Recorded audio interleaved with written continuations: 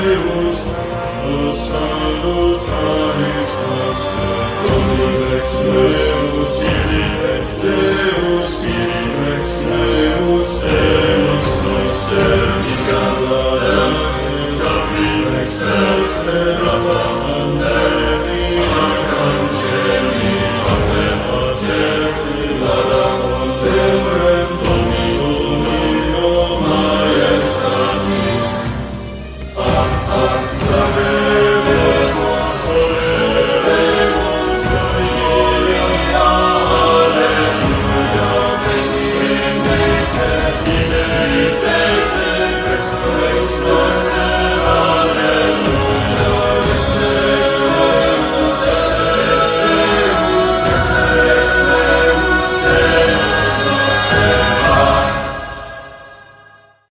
Hey, how's everybody doing? Hope you're having a fantastic day. There's a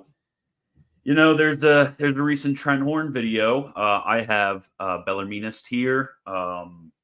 Hassan should be here. Astro's electricity decided to just blow up and not turn on again. So I don't know about whether Astro is going to be here. Trendy is supposed to show up. I mean, this is supposed to be a full-on meeting and a half. But what I wanted to make clear is it seems like in all the comments, you guys have kind of misunderstood what the central issue with Horn's video was. I'm supposed to do the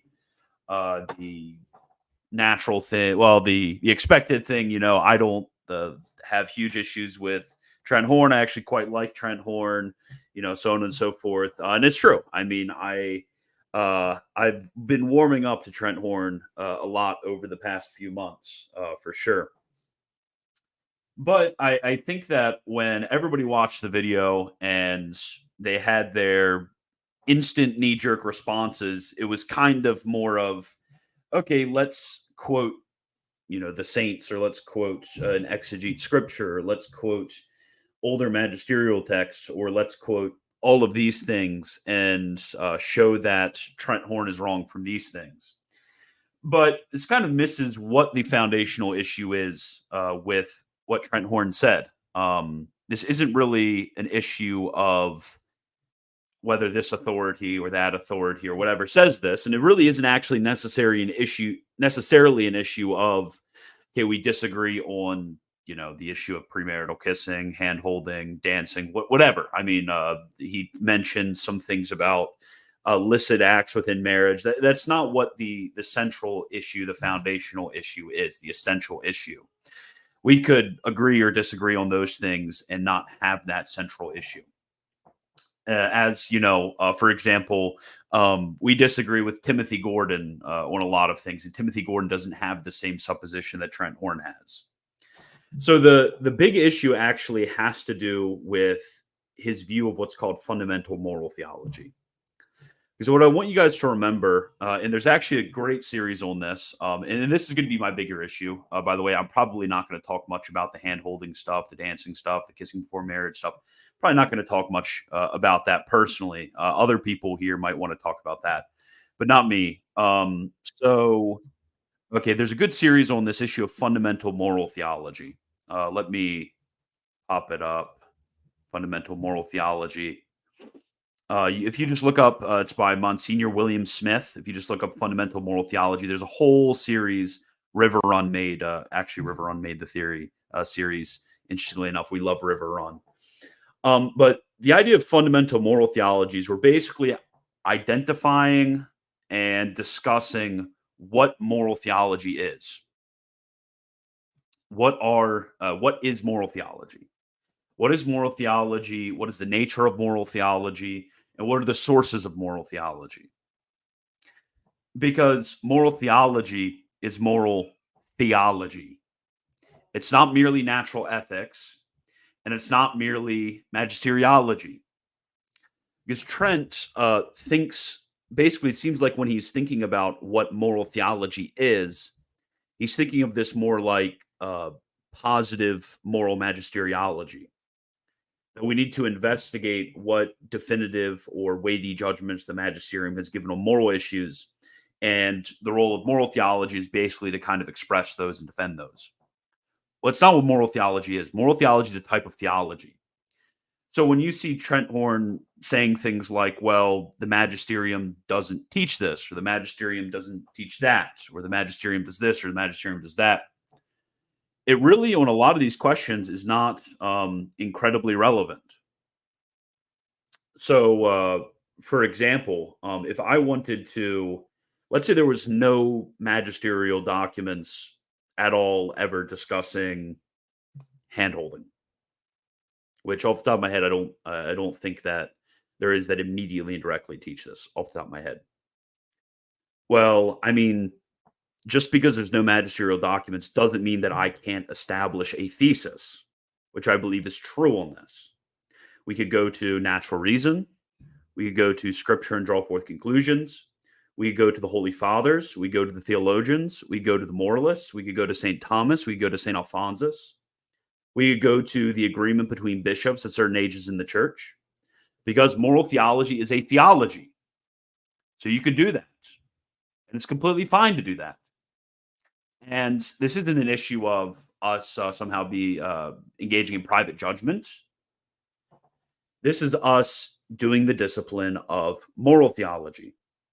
So I'll give you guys a kind of another example in dogmatic theology that might be a little bit more helpful for you guys. So let's say I got Gideon Lazar on here, and we started having a dispute about the absolute primacy of Christ, or about certain facts about the Immaculate Conception, the Debitum Culpae. We started having all of these disputes. We went to scripture, we went to tradition, and Trendy is here, but could you mute yourself, Trendy, before I add you? Went to scripture, we went to tradition, we went to all of these different sources, we went to reason, we were discussing this. And I said, well, I'm right. And he said, well, I'm right. And for these and that reasons. And when he goes on live streams, when I go on live streams, or when I tweet or he tweets, or when I talk to somebody or he talks to somebody, he's going to, or when he writes and I write, we're going to express ourselves as correct on these matters, because it's a form of theology. Now, Trent wouldn't step in that situation and tell us, hey, you guys need to stop. This is private judgment. This is, and go on and give all of these critiques that he gave about what we do with moral theology. So I think what's important is that when we talk about the various different theses that we may express at this time or another, I mean, some of them do have a very strong consensus in this place or that place, some of which are more so drawing conclusions, some of which are directly established from scripture. There are a bunch of different levels and degrees of authority in which these are taught with, and none of that is wrong. It's completely fine. This is not us engaging in Catholic fundamentalism. This is not us opposing the magisterium. I mean, I am not the type of guy to oppose the teaching of the Holy Magisterium. Of course not. But there's a few kind of central issues that I wanted to, I guess, go into. He has this very odd notion that when it comes to morals are this special, particular, specific category of theology where we need the affirmation, whether practically or in teaching, of all of the bishops. Says, well, what do the bishops teach about hand-holding? Or what do the bishops teach about? Let's just kind of abstract it from hand-holding. Let's do the 401k thing, because, what do the bishops teach about the 401? I don't have a particular opinion on it, but what do the bishops teach about investing? Or what do the bishops teach about this? Or what do the bishops teach about that? Well, really, one could, on the one hand, the bishops, to my understanding, don't really teach anything on this. Teaching is an act of jurisdiction. For the bishops to teach on this would require them actually, in a, let's say, some sort of episcopal letter, some sort of episcopal sermon, and so on and so forth. This would require them teaching in this way, and then us gathering the data of what are ordinary consensuses of all of these different episcopal authorities. So on all of these issues, it's kind of irrelevant to ask, do the bishops agree on this, or do the bishops agree on the opposite of this? Or the bishops don't really speak at all on this. So just saying that it's absent from a certain theological locus place or source isn't really relevant to this question. I think there's huge methodological issues with demanding that all of the bishops teach something. Another issue that he's going to have, and this is the big issue that he's getting from Jimmy Akin, and this is the issue with magisterial lapsing. So basically, Jimmy Akin has this novel thesis that basically when you have an old teaching by the magisterium and that teaching doesn't get explicitly repeated by other magisterial documents, that the teaching basically lapses. So let's say you have 600 years ago, the Pope says something, and the popes don't really kind of repeat that or don't really go into that in more detail or so on and so forth. And we get to the modern age. That would be a lapse of teaching. But that's not really how that works at all. If you can establish at any point in history, it doesn't matter if it's 1,500 years ago or it doesn't matter if it's 20 years ago.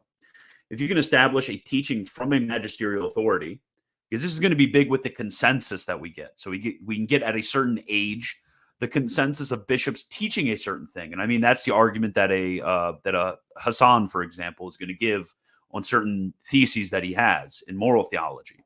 Is there were certain times in which all of the theologians, or all of which is a true authority, by the way, or all of the bishops, or all of the fathers, or all whoever it may be, agreed on a certain issue and taught it.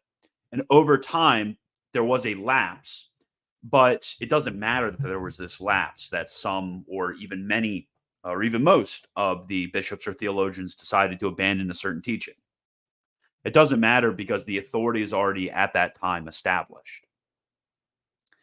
So that there are general sort of issues of methodology, because I'm not saying that I don't think Trent could through other means. I've seen other people dispute through other means with particulars about the type of things that people who are around me say. I'm not saying that there isn't a right way or a possible way in which these could be disputed. I am not saying that at all. Rather, what I'm saying is the particular way that Trent went about it, there are actually very strong dangers. There's very grave dangers for theological methodology and how he arrived at those conclusions. And then I wanted to let me see in my notes. He also there were some strange things that he said when it comes to disciplines and the way that moral disciplines, relate to contemporary age.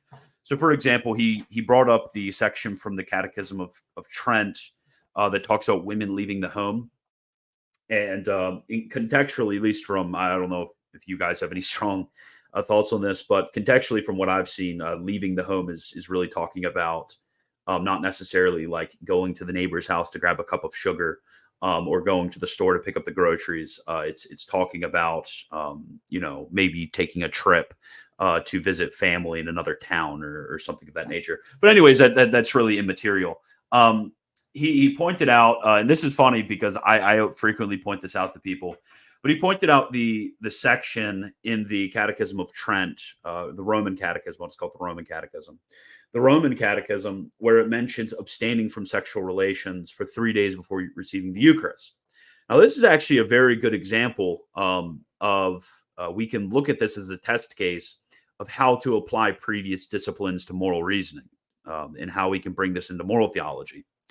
So when it comes to particular disciplines like this are what are called positive law. So when it comes to positive law, this is an application of a certain moral principle to a concrete circumstance. So, for example, Eucharistic fasting at some points in history were from midnight and involved water and food. At other points, it was at a different time and maybe didn't involve water, whatever. Like different instances of an application of positive law. But no matter what, even if the particular positive regulation is not in effect, the principle which underlies that regulation is still taught. And this is why, for example, if you read Eastern Catholic, You read Eastern Catholic canon law. Eastern Catholic canon law is going to say, hey, the particular disciplines that Rome applies to the Latin Church, those as disciplines do not apply to us. But the moral principles or the liturgical principles or whatever principles are underlying that, that is teaching that we ought to follow. So when we look at something like the 3 days of abstinence before receiving the Eucharist, that is giving us a certain principle of the preparation of the body in fasting that is necessary before receiving the Eucharist. So maybe the particular time frame doesn't apply as law. Of course, we would say that the particular time frame doesn't apply as law, so you don't exactly have to count back 3 days and do that. But there is a period of abstinence that would still be morally binding, because this is a moral principle that underlies the law. So you would be outside of the teaching of the church if you were to say, well, abstaining from marital relations before the Eucharist as a point of preparation, that just doesn't matter at all. Again, the particular application of the law does not apply, and Trent is right about that. But the moral principle which underlies it is still perpetually relevant. So that way is so the way that Trent tries to get around it would be to say that there are certain lapses. There's lapsed magisterial teaching, which is just simply wrong. There are no lapsed magisterial teachings. Whereas the way that we get around it is the much more reasonable and historical way of looking at it, which would just say, well, when it comes to positive laws, there are perpetual principles which underlie the legislation and expresses the not only the will of the legislator, but his moral principles. And then there are the particular application, which the particular application does not apply. Okay. Hassan just messaged me. Okay. I'll just tell him to join when he's ready. He might have taken the wrong time. Okay, so those were my particular issues. So Mr. Bellarminis, you said that you had something that you wanted to say about what he said about private judgment. I thought that was quite interesting. Yeah, I want to first say nobody should be blaming Trent Horn for being wrong about this. He's just trying to follow the teachings of the church. He, just like any other faithful Catholic, he wants to believe everything that the church teaches that God has revealed, right?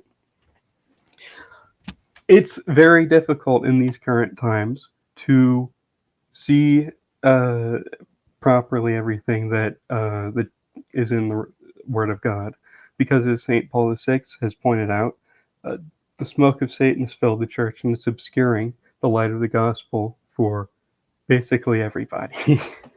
It's not a great situation to be in, but there is a certain principle here that he is trying to point to about private judgment. And, well, first off, what is private judgment, right? Well, private judgment is putting yourself up as the authority in matters of faith, right? And of course, you shouldn't really be doing that for the most part. But what he wants to say is that if you are sort of making arguments about what the church has said in the past, or what the scripture says, or anything, or what saints have said, then that's going to be private judgment. But that's not actually private judgment, because you're following a public judgment, right? Mm-hmm. And I would like Trent Horn to consider, and everybody who's watching this to consider, why does Pope Francis want the gospel and the epistle and everything else to be read in the vernacular every Sunday, right? Isn't that, if according to what Trent Horn has said, that would make you think that he wants people to be doing private judgment? That's not really the case, right? The scriptures and what the saints have said and what the church has said in the past is all for our instruction and our benefit, and we should be learning from it in humility and in patience and all of that, right? Absolutely. And so we should also give an example of private judgment from the scriptures, right? because the scriptures do have some things to say about private judgment. And particularly, I'm thinking about the case of the prophet Elijah when he met to test with the priests of Baal, right? He says to the people, and I'm getting this from St. Robert Bellarmine, he says to the people that you have to decide, we're going to have a contest here, and you have to decide, will you follow Baal or will you follow the Lord, right? So this is actually private judgment that he's exhorting them to. So why is he exhorting them to private judgment here? And the reason why is that when there is no public judgment, right, it becomes necessary sometimes to engage in private judgment. And there can be three reasons for this. In this case, it's because there is no capability to coerce, right, with a public judgment. You could give a public judgment, but people just wouldn't listen. It wouldn't be helpful. So you have to say, okay, you judge privately, right? And in this case, actually, if you see afterwards, once the people have been converted, Elijah gives a public judgment, an imitation of the holy prophet Moses, right? In giving a public judgment on the priests of Baal.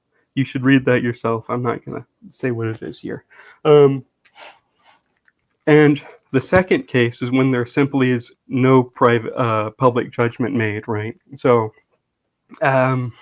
theologians have to do this all the time, right? When they are thinking about their theses, they have to consider, is this something that is a dogma of the church, right? I have to consider that because there might not be anything, any public judgment made about it, and I have to consider that, right?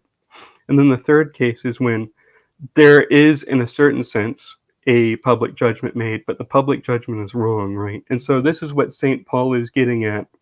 And he says, if I or an angel from heaven bring to you another gospel, right, don't listen to me. And so the question here is, if we're being exhorting to private judgment in some cases, right, how is this? Isn't private judgment bad? Well, private judgment is not intrinsically evil. It's just very dangerous to do for, well, four reasons. The first reason is that there is a public judge, right? And you have to listen to the public judge or else you're in sin. The second reason is that the malice of the devil is always, as St. Peter says, and you really should memorize this if you don't have it memorized already. He says, be sober and vigilant, for your adversary the devil is a roaring lion, goeth about seeking whom he may devour, whom resist strong in faith, right?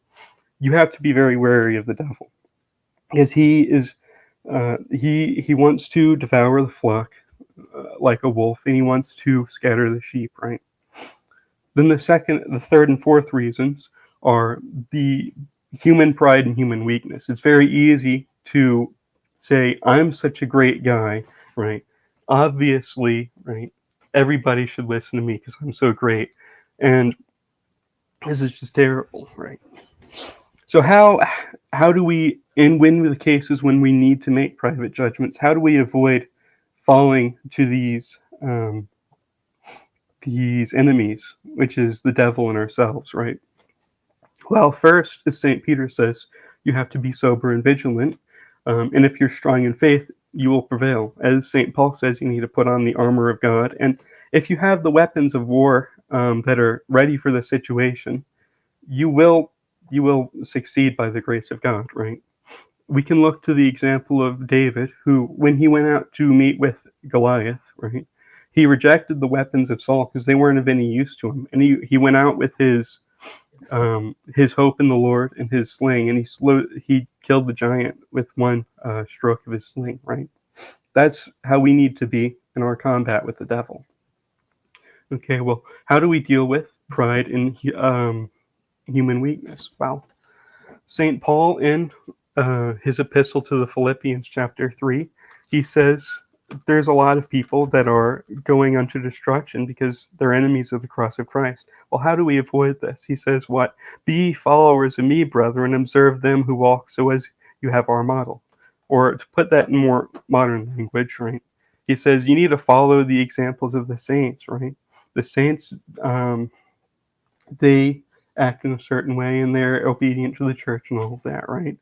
So when when there's confusion going around, you need to look to um, firm uh, the firm rocks that Christ has placed, right? With it, which is of course Peter firstly, and all of the other saints as well who have fought the good fight, as Saint Paul says, right? And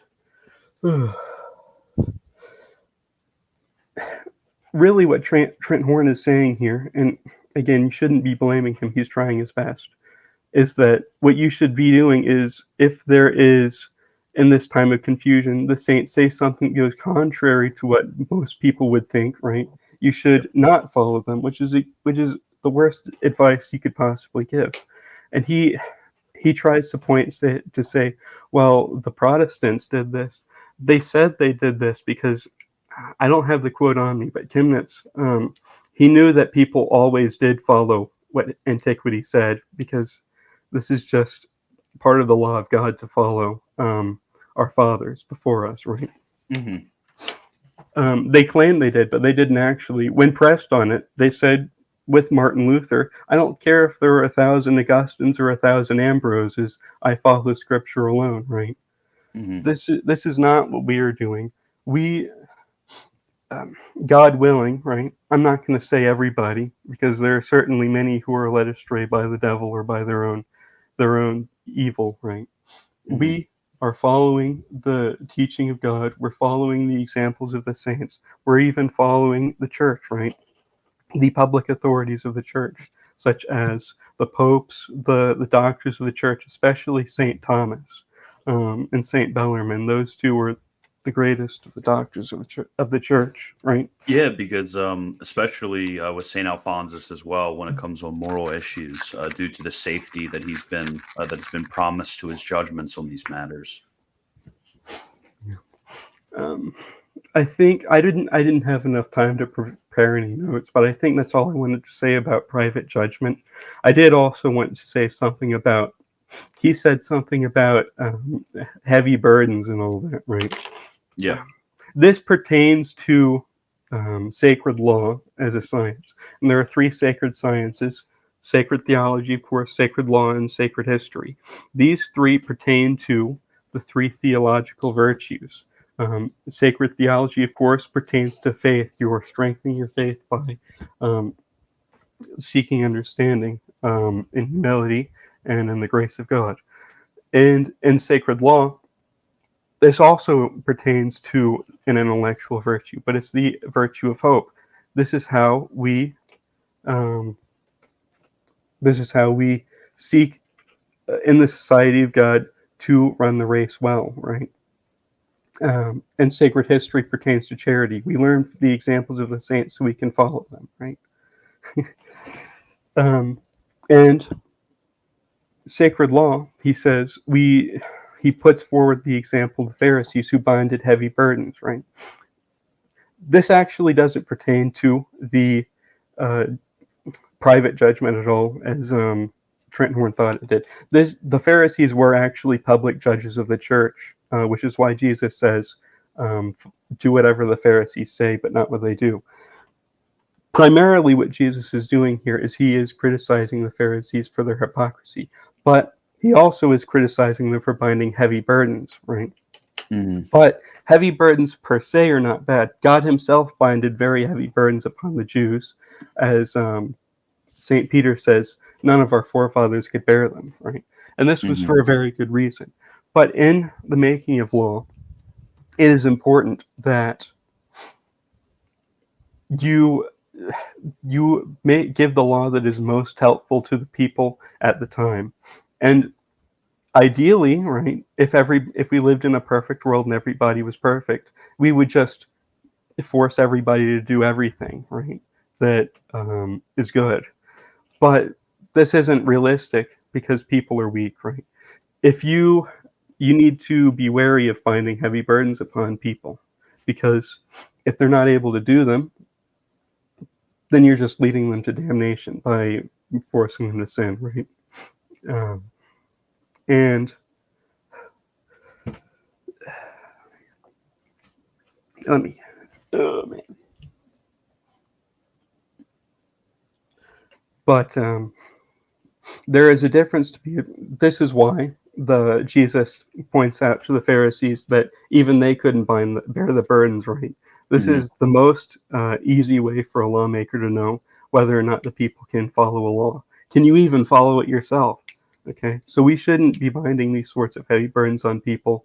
Um, uh, of course, we're not public judges of the church here, so that doesn't really pertain to us in the same way. Although some of us here are fathers of children, and of course that makes us legislators. But there's a second thing to consider in the matter of law, and that is sometimes people aren't aren't able to bear a law that is a heavy burden, right?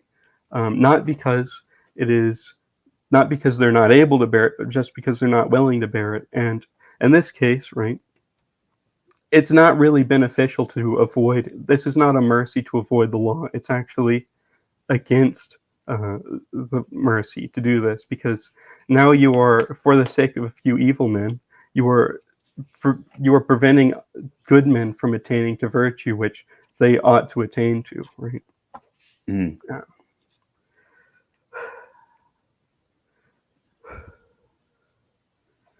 Um, Do you say that you had a third point too? I thought you said 3 points. no, I didn't say anything about 3 points on this thing. Oh, okay. Oh, okay. Yeah, somebody said I thought the main issue Trent was addressing was authority and what is binding. Yeah, I did so remember there was one yeah. thing though that I want Oh, to okay. finish up with. Right. Oh no, just go ahead. Trent I'll answer Horn, I'm something. sure, when he was saying heavy burdens, I'm sure he meant this in a good way. But what I'm sure most of the people watching came out with is that, oh, the church used to bind lots of heavy burdens upon people. For example, the period of Mhm. abstinence, right? But as I was pointing out, it's actually, if the people are able to bear it, it's good to have these heavy burden laws, right? The gospel itself is a very heavy burden, as Christ says, he who does not hate father and mother is not worthy of me, right? Mhm. Um, so in this current time, I would agree, people are not able to bear that law, but it was better when people were able to bear it. And that's what I'll finish with. Yeah, yeah. Okay, so somebody said I thought the main issue Trent was addressing was authority and what is binding. Yeah, so this was recognized by us. So we have to recognize is that the issue that the main issue that we had with Trent is usually in our circles, especially somebody like Hassan, we're very aware of the degree in which something is binding versus something is a theological opinion. So, like for example, when it comes to the human knowledge of Christ and somebody errs on this, I'm very I'm very clear about the fact that they are erring on something which is a binding dogmatic teaching from Sukuta Aqua. But on the other hand, if somebody were to come out and be a Molinist, I would just, tell them, okay, well, that's a licit position to hold as a Catholic. I just disagree with you, and I'm not going to like anathematize you. I might draw forth certain conclusions from their principles that I think would be harmful to the faith, but I'm not going to necessarily tell them that they're bad or anything. So it's the same idea with moral judgments. I mean, there are certain moral judgments that we can bring out, which they have the consensus of the fathers, which is binding, or they have the consensus of the theologians, which is binding, or they have the consensus of the moralists, which is binding, which would fit under the theologians according to some. We have the consensus of the bishops, which would be binding. We have the consensus. Well, we have certain direct magisterial teachings, which would be binding. So we're very clear to distinguish between where there is room for licit and lawful disagreement, licit and lawful opinion, and where there is unanimity among the doctors, which need to be which are authoritative and binding. And Trent's issue was, well, if you appeal to those older teachings, those older binding teachings, or those older binding whatever, he kind of thinks of moral precepts as necessary, almost necessarily positive law, which is really strange. So on the one hand, he's going to say, well, the teachings can lapse, which the lapsing of magisterial teachings is just not a thing. Jimmy Aiken made it up. It's not a thing to have magisterial teachings lapse. And on the other hand, you'll think of them like positive law insofar as he would say that, hey, something like the 3 days abstinence is upon the same par as a moral principle that's agreed upon by all of the moralists. Or that's just not the case. That's just not the case at all. Because those are completely different categories of law. And one is binding teaching, and the other one is a positive precept that only depends upon the will of the legislator. So if the legislator doesn't enforce or if the legislator reverses some sort of law, then that law isn't a law at all. But the principle that underlies that law represents the true, genuine, authentic teaching of that teacher. So, I mean, I know these are very complicated questions of law. And if you guys need me to, like, I don't know, write one of my Google Docs things, I can. Maybe I could do that. But Hassan is supposed to be, Hassan was supposed to be here like 35 minutes ago. Let me double check my Discord. If not, I could, because we were planning on watching the video in its entirety and kind of going point by point through the video, since we're going through the sort of general issues that we have. Okay, let me see. Hassan might just ignore it. Yeah, do a syllogism. Real, do a syllogism. Okay, I do not see Hassan, and he doesn't look like he's online or anything. He's probably taking a nap or something. I don't know. Tap me in. Real. Okay, Hassan, did you have me, not Hassan, Trendy, did you have anything to say so far? Yeah, I think he wrongly quotes the passage in Matthew 23. It's and Exa pointed that out, is that the Pharisees were proper teachers in the Old Covenant church. And it's pretty clear from the commentators like Haydock and Maldonatus and Lapide that it's talking about not following them. It's talking about things that actually contradict divine law, and we're talking about things which the church has actually taught. And I wanted to get later on towards the end of the video, and we actually get into the video, about this idea of this lapse of dogma, which is this is something which the church has actually addressed, and she's actually condemned it. I don't know if we're going to get to the video or not, or you want me to address it now? Yeah. We'll get to the video. I was kind of hoping that Hassan would be here before that, since he was he had some opening issues to bring up. Yeah, we'll get to the video. Maybe I kind of wanted to outline what I was saying earlier about law, since that's one of the main things that, the people want Hassan. Yeah, everybody harass Hassan right now. Go over the kind of issue of law, the way in which these categories work, the theological loci. So I think like a visualization of everything that we've said so far might be helpful. Because we're not a bunch of, rad trad schismatics or anything like that. We very much obey the teachings of the magisterium of the church. We just are ones who obey the contemporary teachings of the magisterium as much as we obey the teachings of the magisterium 1,000 years ago, because there's really like the thesis, I guess we could say, of Trent would be basically, how do I put it? He would say that if a teaching is not repeated, then the teaching has lapsed. So, because for a lot of these teachings where he disagrees with us, he'll say, well, you're quoting a pope or the consensus of theologians or the consensus of doctors, the consensus of fathers, or whatever it may be. You're quoting all of these authorities from like 1,000 years ago, but where are all of the bishops today teaching it? But this is just a completely wrong notion of how to do things. I mean, you don't. If there's a consensus at one point, that is a binding teaching. It doesn't matter whether there's been a lapse or not in the bishops. The only issue would be is, let's say we had per impossibile, we had all of the bishops teaching that this is of the deposit of faith, and then you have all of the bishops at another point saying this is not of the deposit of faith, and that would just contradict the magisterial dogmas of Catholicism. I mean, Catholicism would just be false at this point. But let's say, like in 1600, all of the bishops, and this would be the ordinary and universal magisterium, ordinary universal magisterium, say X, and then in 2024, maybe 80% of the bishops don't even comment on it.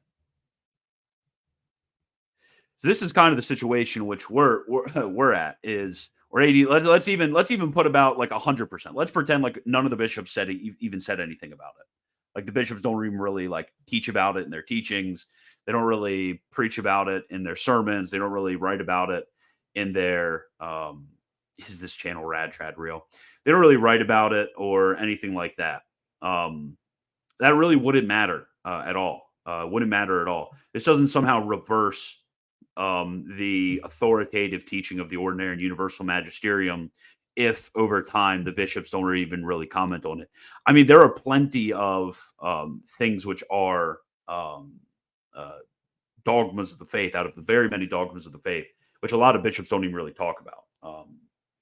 Like if we use the example I brought up earlier about the knowledge of Christ. I mean, when's the last time you heard a bishop go on in detail about about the knowledge of Christ, or even something like diatheletism? Let's say, like, when's the last time you heard a bishop going on and on about the physical reality of the human will of Christ? I mean, that's not really something that the bishops go on about. So that's a really big issue with Trent, is this issue of lapsing. So we could say that X is true from Y theological locus. The theological locus or place is basically a location or a certain thing that we can gather material to make a theological argument from. So it'd be like scripture, the church fathers, the theologians, especially those theologians that are doctors of the church, and so on and so forth. So if I said, hand-holding is bad because I don't know, I'll make up a verse. 5 Kings 3:4. 5 Kings 3:4 says hand-holding is bad. That wouldn't be some sort of instance, an inappropriate instance of me teaching. I mean, we would do this with almost any sort of theological thesis. You can teach on these matters just as you would be able to teach in dogmatic matters. Morals are not somehow special. So you can go to the saints, the fathers, whoever, any sort of valid theological locus, and you can bring all of these together to strengthen the argument, along with theological reasoning as well, to strengthen the argument for saying, hey, this is bad. I don't think this is right. It would just be like in the speculative realm if you gathered all together and said, this is wrong. I think you're erring here. And I think this leads to bad conclusions. Now, another issue that he has besides this lapse teaching is, so that's one right there, visualizing it for you guys. I have to do that. 2 is error on the nature of law.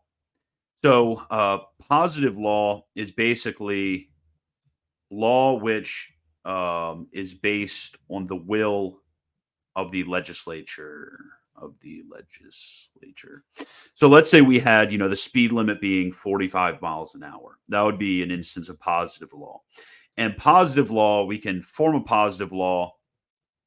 Okay, positive law from principle plus circumstance. Principle plus circumstance. So let's say from the principle is basically we want everybody to be safe while they're driving. Okay, that's a pretty good principle. And the circumstance is, hey, the cars are like this. The average, turns are like, I don't freaking know how they figure out speed limits. I don't know if they just kind of make it up. But that would be the circumstance. Let's say the circumstance somehow changed. The concrete circumstance changed. Cars got safer or whatever. I mean, they might somehow raise the speed limit. They, in other instances, they might lower the speed limit if they find out this is dangerous. But the principle, even while the circumstance changes, the principle remains the same.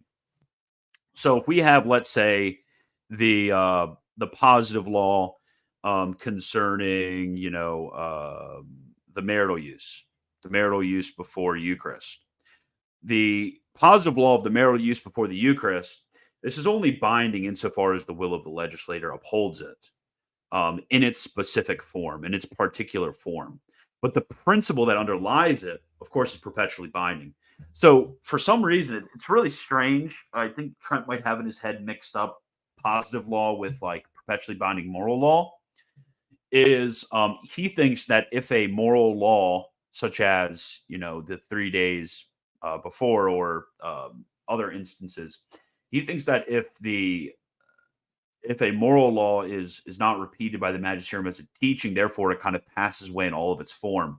Rather, he's confusing that with positive law, which truly does pass away while the teaching principle remains.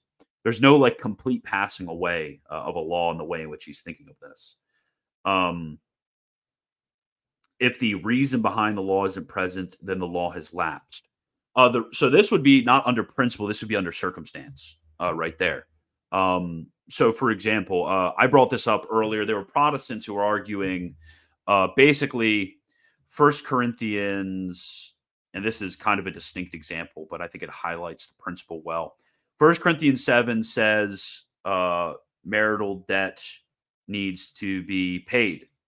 And they would draw from this that if Mary didn't pay the marital debt, then she sinned.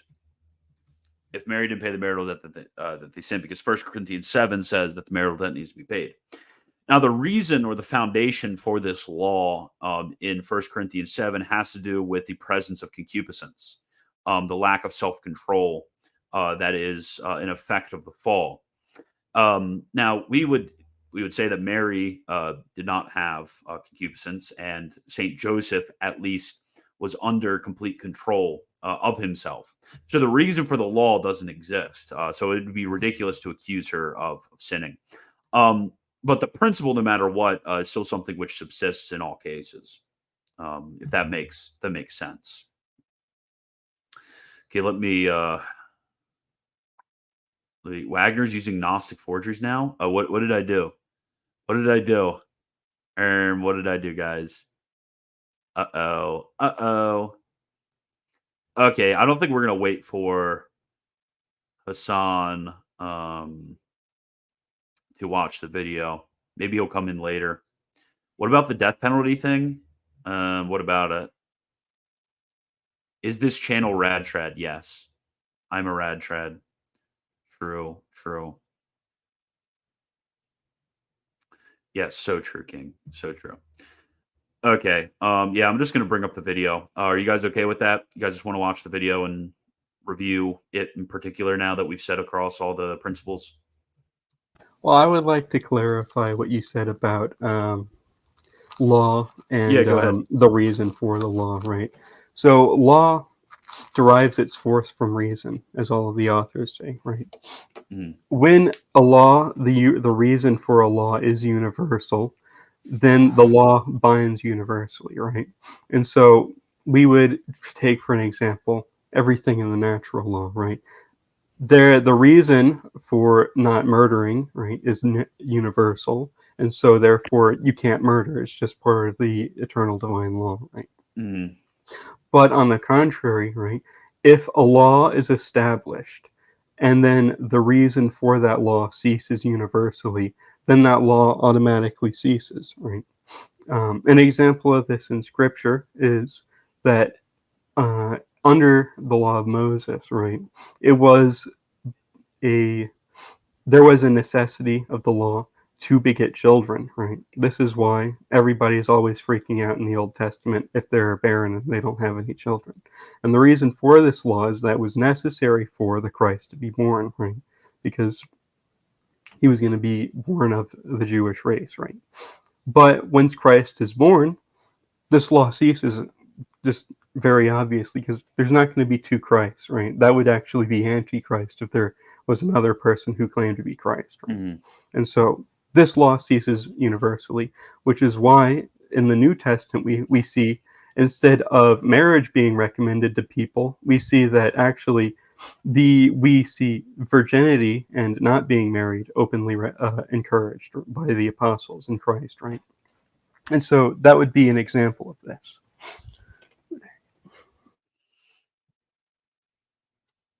Okay, is that all that you wanted to say?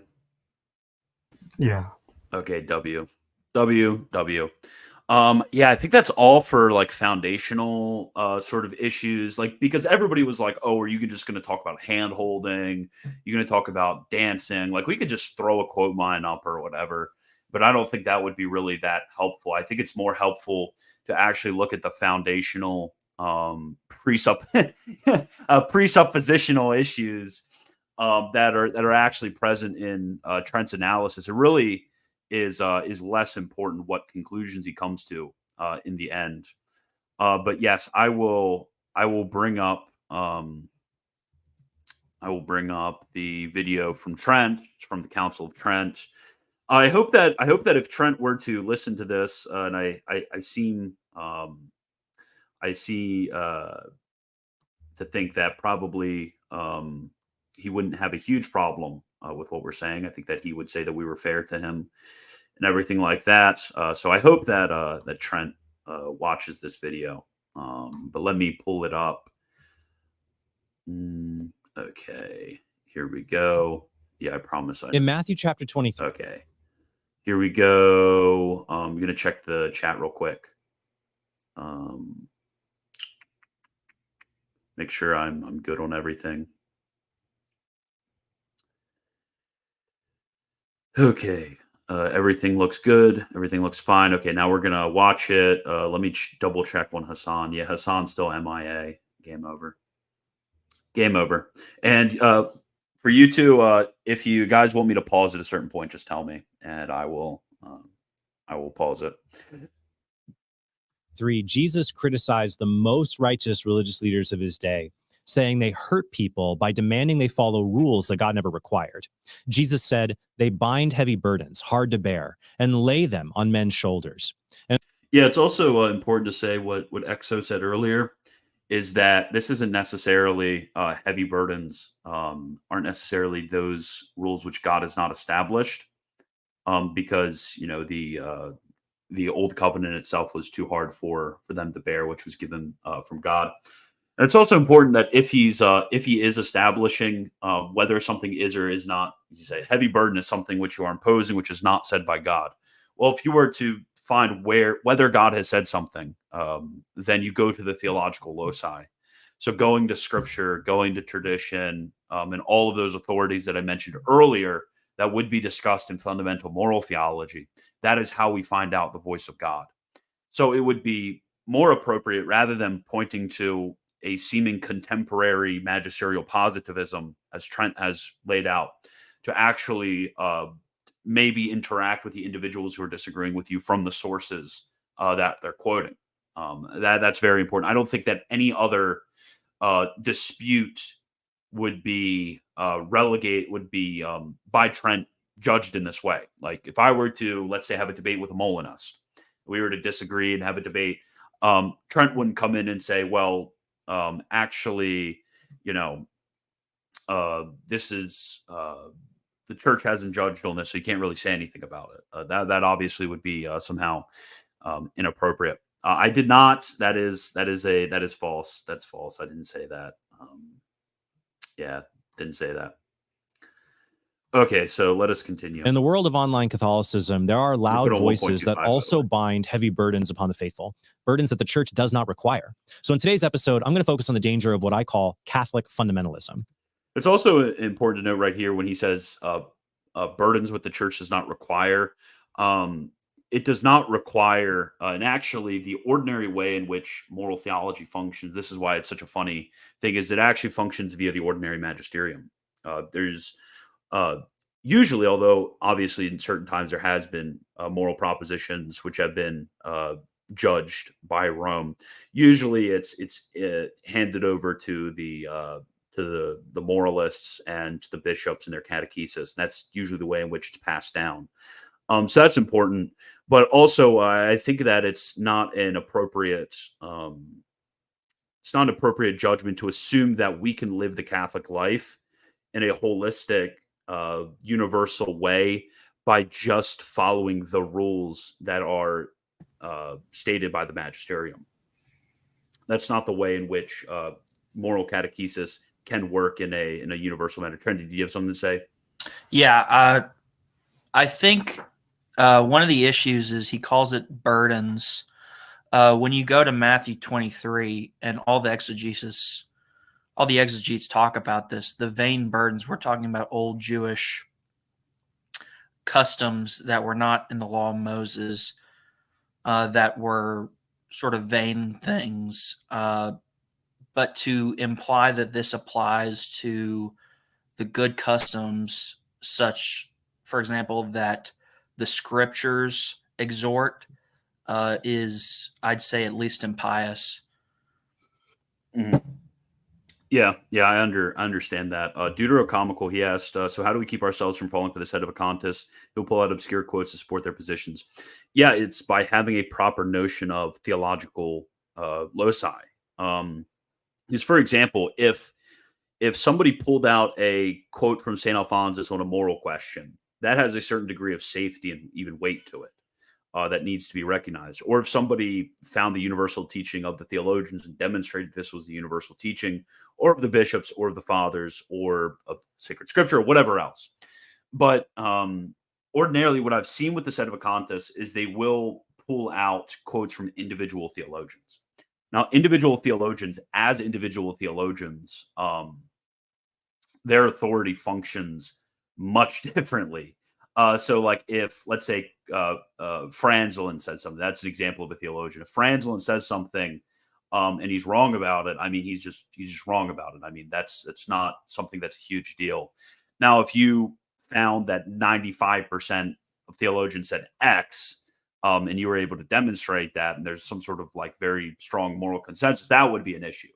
So that's how you would respond to these obscure quotes that get pushed by others. I hope that the methodology of those pushing these, if the methodology of those pushing these moral views is bad like that, like, oh, an individual theologian says this or an individual saint says this, and this is therefore perpetually binding. If that is their methodology, that methodology is bad. But I know, at least from my interactions with Hassan, that is not his methodology. And I know my interactions with others that that's not their methodology.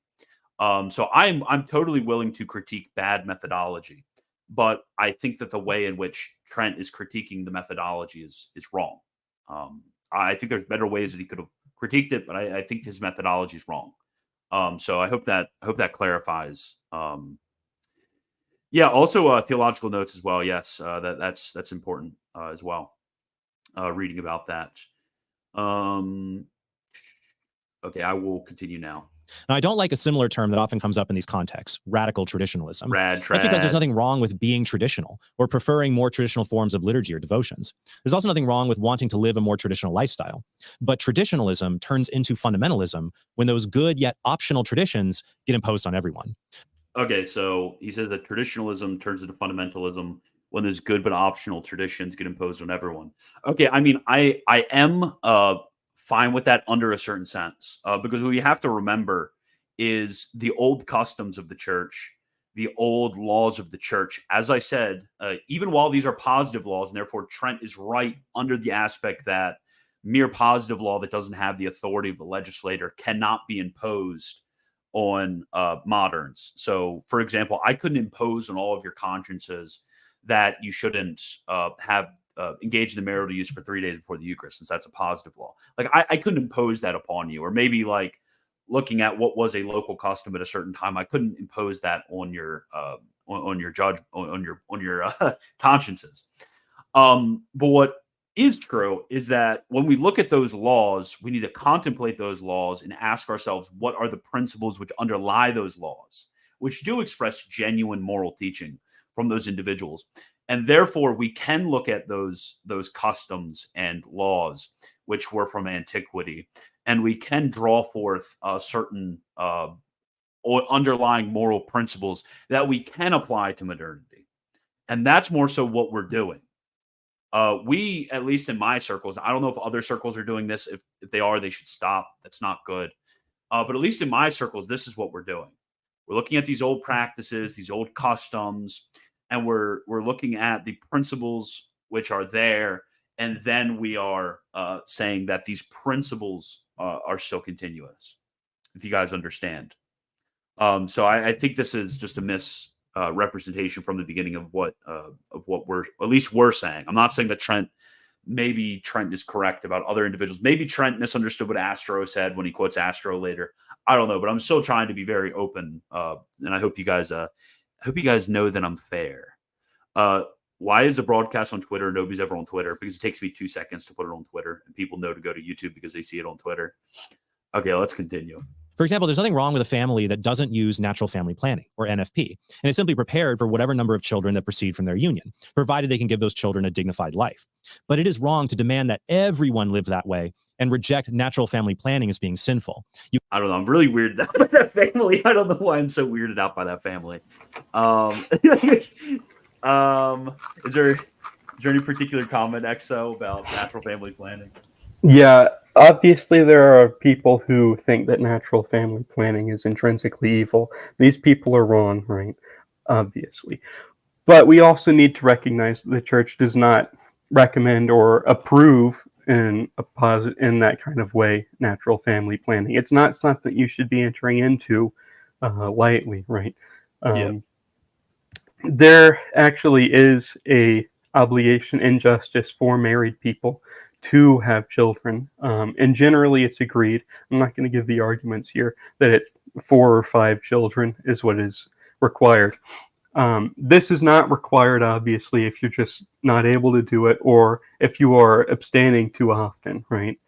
Because you're actually going, then in the first place, there's a defect that prevents you from being liable. And in the second case, you're actually going above the law, right? Just like St. Joseph and St. Mary did, right? They didn't have any children besides Jesus, who was miraculously from a virgin womb, right?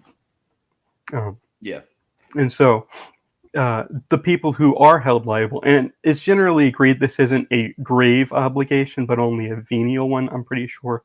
But if you are, let's say, engaging in an FP and you are doing it without just cause, and you just want to engage in pleasurable acts, right?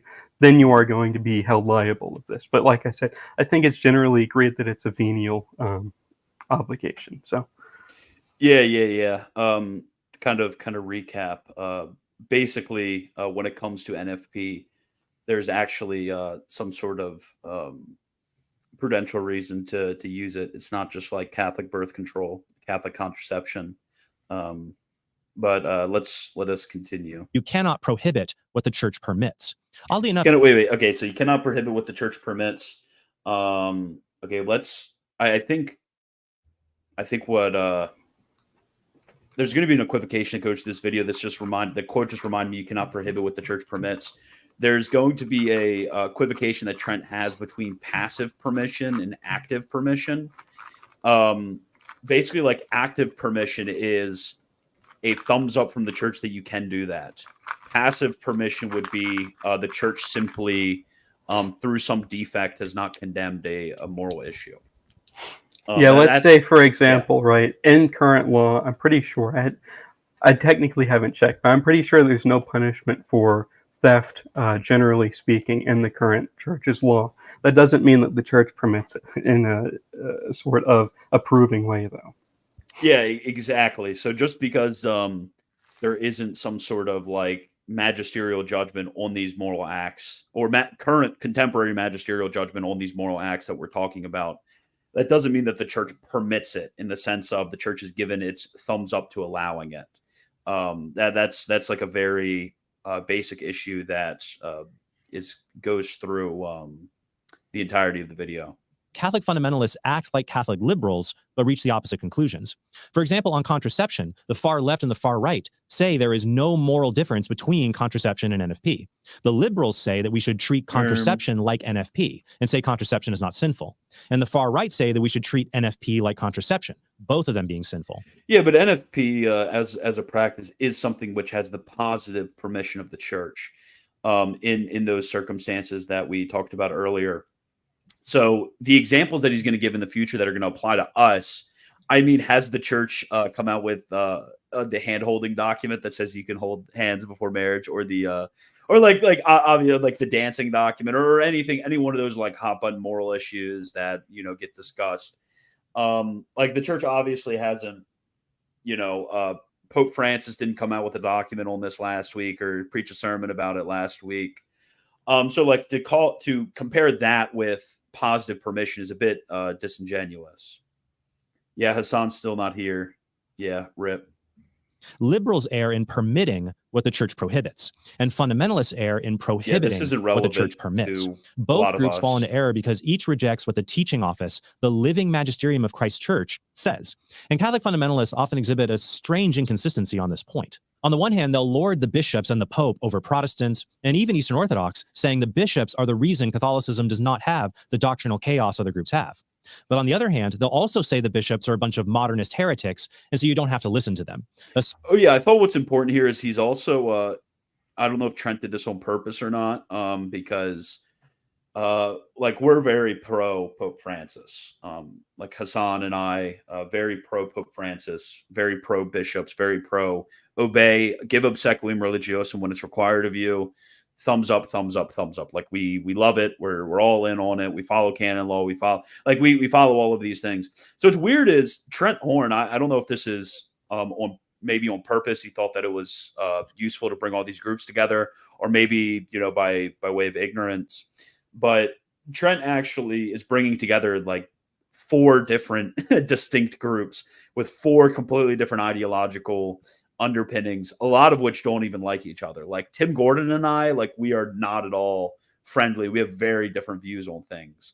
We're like even Astro and Tim Gordon. I mean, you can find Astro going harder on Tim Gordon than he ever did on Religious Hippie. And these two are being quoted like side by side. It's extremely, extremely strange how all of us were kind of brought into it. Or even I think he passively mentions me, but doesn't give my name. But I don't think that was a diss or anything. I actually think that was probably a friendly move, not to mention me in the video, which that's cool and everything. I'm fine with that. I'm not offended or anything like that. But Trenny, did you have something to say? Yeah, I think it's kind of a straw man for the average traditionalist to be lumped in this way, because no one is saying that, like, let's just assume that most of the bishops were heretics. Well, that wouldn't mean that you don't have to obey them, just like Christ exhorted the Jews to obey the Pharisees. Yeah, what is this Mark guy doing? I'm not sure. Okay, then why are you acting offended by this video if it obviously doesn't apply to you? Are you talking to me or what? I don't know. This guy, I'm confused. Whatever. I'll just let him yap. Okay, let's continue. Yeah, I'm gonna say he says somewhere in this video, people criticize. I think he says licit acts between married people. I think people can take that a very wrong way, but I think probably what he meant is NFP. So don't jump on him for that kind of stuff. Oh, okay. I thought he was talking about like the use of marital aids. That whole controversy. Yeah. Yep. So Tyler K, I just want to. So the people that say that are not really correct. The theologians talk actually about what to do in case of a bishop or even a pope who's suspect of heresy, and they say you still have to obey him insofar as you're able. Mm-hmm. Okay, so Yeah, I if we will, take the example of Saint Jerome, actually, when he was dealing with the Origenist heretic John of Jerusalem, right? He was very harsh with him, of course.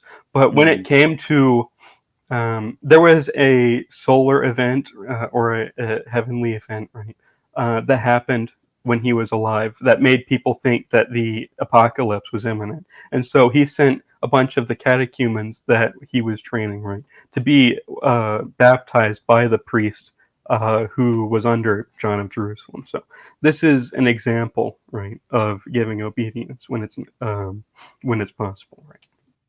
yeah, I understand. Okay, let's continue. Who they simply call Bergoglio. What a message, right? Become Catholic and leave the subjective poison of Protestantism. But don't listen to the church's heretical leaders. Instead, just follow this Catholic influencer on social media. Well, how is that different from a Protestant who follows his favorite James pastor on always looking YouTube? fat, dude. What you end up with is an online magisterium that makes demands W, upon the we love faithful that the you. real I'm magisterium does not joking about require. I'm And they often joking do about this by loving them. finding anything a previous council or pope or saint said in the past, and then claim this is some kind of infallible universal teaching that still applies today. They even try to outdo each other in a behavior called purity spiraling. For example, some fundamentalists will say that licit sexual behavior between husbands and wives is actually sinful. And then Okay, so I was assuming this was talking about the marital aid stuff. Assuming that Yeah, it I is. assumed at first. I assumed he was talking about something really bad, but I realized just a few minutes ago he probably meant NFP, right? Okay, so let's just skip that then and others will to go like further. yeah, this is the one where Astro's No. quoted. The kissing and hand holding before marriage are forbidden according to Catholic moral theology. Yeah, that was the Astro thing. And again, I mean, if we're not going to go into detail about the particulars of what we say about this, except to say that, I mean, those who have spoken on this, they give arguments from various different saints, from scripture, from tradition, from a lot of different sources, and they weigh their conclusions appropriately. It's not Catholic fundamentalism to hold to this position at all. I guess that's all that I have to say. Basically, I to will repeat say what I've all something said here, before. right? Something that Pope Francis gets criticized a lot for is what he said about the divorced and cohabitating, right? I'm not going to comment on this in depth, but one thing is that he says there are people who are cohabitating, and they can't really be blamed to the same degree as other people when they end up fornicating, right? Or really, it's adultery because they are married to another person, right? But the reason why he says this is that what they're doing is that they are actually cohabitating for a just cause, which is the education of children, right? And then, sort of, because their conscience is wrongly formed in the matter of sort of intersexual touching. I'm not talking about sexual intercourse here, obviously, but because their conscience is wrongly formed about this, they end up exposed to very great temptations towards sexual intercourse. And when they end up falling, it's not it is their fault. Obviously, they have to go to confession, but they can be in this situation. They can receive communion without having to leave the cohabitation and all that, right? I mean, they can receive confession without having to leave the cohabitation. The reason for this is that they are exposing themselves to great temptations in the matter of intersexual touching, right, before marriage, right? And so you should just consider that before you want to say it's perfectly fine if people are like kissing their girlfriends all the time, right? Yeah, and I think what's important is that the way in which it is stated, like here, especially by Astro, and we told Astro, I mean, in private, we told Astro, hey, like you shouldn't have wrote it like this. You shouldn't have done this. Because like this is completely like a easily liable to misunderstanding. For example, the main issue is like a certain view of venereosensual, what's called venereosensual dilectation, and how that can cause moral confusion. But like if, for example, there's a woman, I am like walking, on like a pier or something. Let's say I'm going fishing, and then like a woman falls in, and I jump in and like, and she's drowning. I jump in and grab her and bring her out. It's like not a sin for me to touch her. That wouldn't be sinful. Or if you're dating a woman and she goes to hold your hand, like you shouldn't just like smack her hand away or something like that. Or if there's a certain custom in a country that we would say is a less perfect custom, and it's it requires the touching of hands in these customs. Like we didn't say like just completely abandon like what everybody else is doing. We say the custom should be reversed, but I mean don't like completely go off like that. So like all I'm meaning to say by all of this, I'm not like giving a defense or anything like that. But I mean to say is that this statement by Astro, yes, I mean that was extremely unhelpful. It was very unhelpful. But yeah, I think that's about it. And to place it, place it in degrees of influence and authority as we properly speaking, and not just kind of scattershoot it out like this is very important. But that is all I'll say about this. Okay. Anything you guys want to say?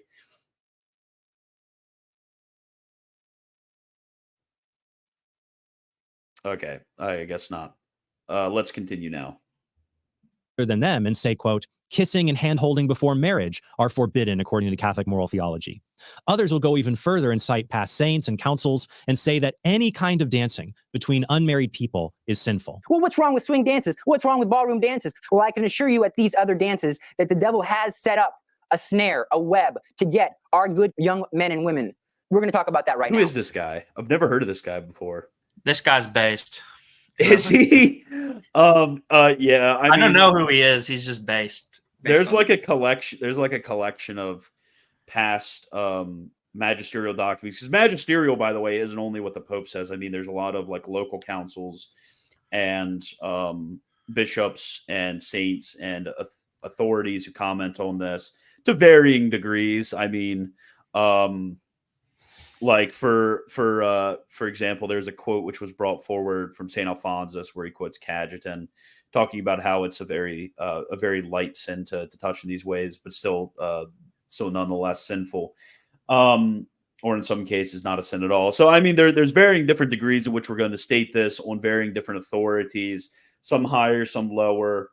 So it's very important that this isn't just as black and white as us putting heavy burdens on individuals. This isn't as black and white as us claiming the like infallible teaching authority of the church on certain matters, although in certain matters we do. So these are like diverse issues being brought together in a very scattershot way. The saints have already condemned these. The church has already said, don't go to these kind of dances. These man and woman, one boy, one girl, one young man, one young woman, unmarried, don't go to these dances. Yeah, who is this? Does anybody know who this guy is? He seems kind of base, not going to lie. They're saying it's Wagner refuses to take a stand on hand-holding. No, I agree with Hassan on it. I did take a stand on it. Is cucked on hand-holding? No, I'm not. Okay, who did they say it was? Gabby After Hours. Oh, is this Gabby After Hours? W. Yo, that guy's a Chad. Guy's Chad. Okay. Yeah, if you want to know about dancing, just read St. John Vianney's sermons on it. He was, of course, a confessor, right? He gave confession to hundreds, I think it might have even been thousands of people. But he knew what people were confessing, and he knew what their temptations were. So you should listen to him on this. Yeah, and also the book of Ecclesiastes, chapter 9, basically the first half of that chapter, it's all about, avoiding staring at women and dancing with women, because these things can be a serious occasion to lust, which is to be very rigorously avoided, as St. Alphonsus explains.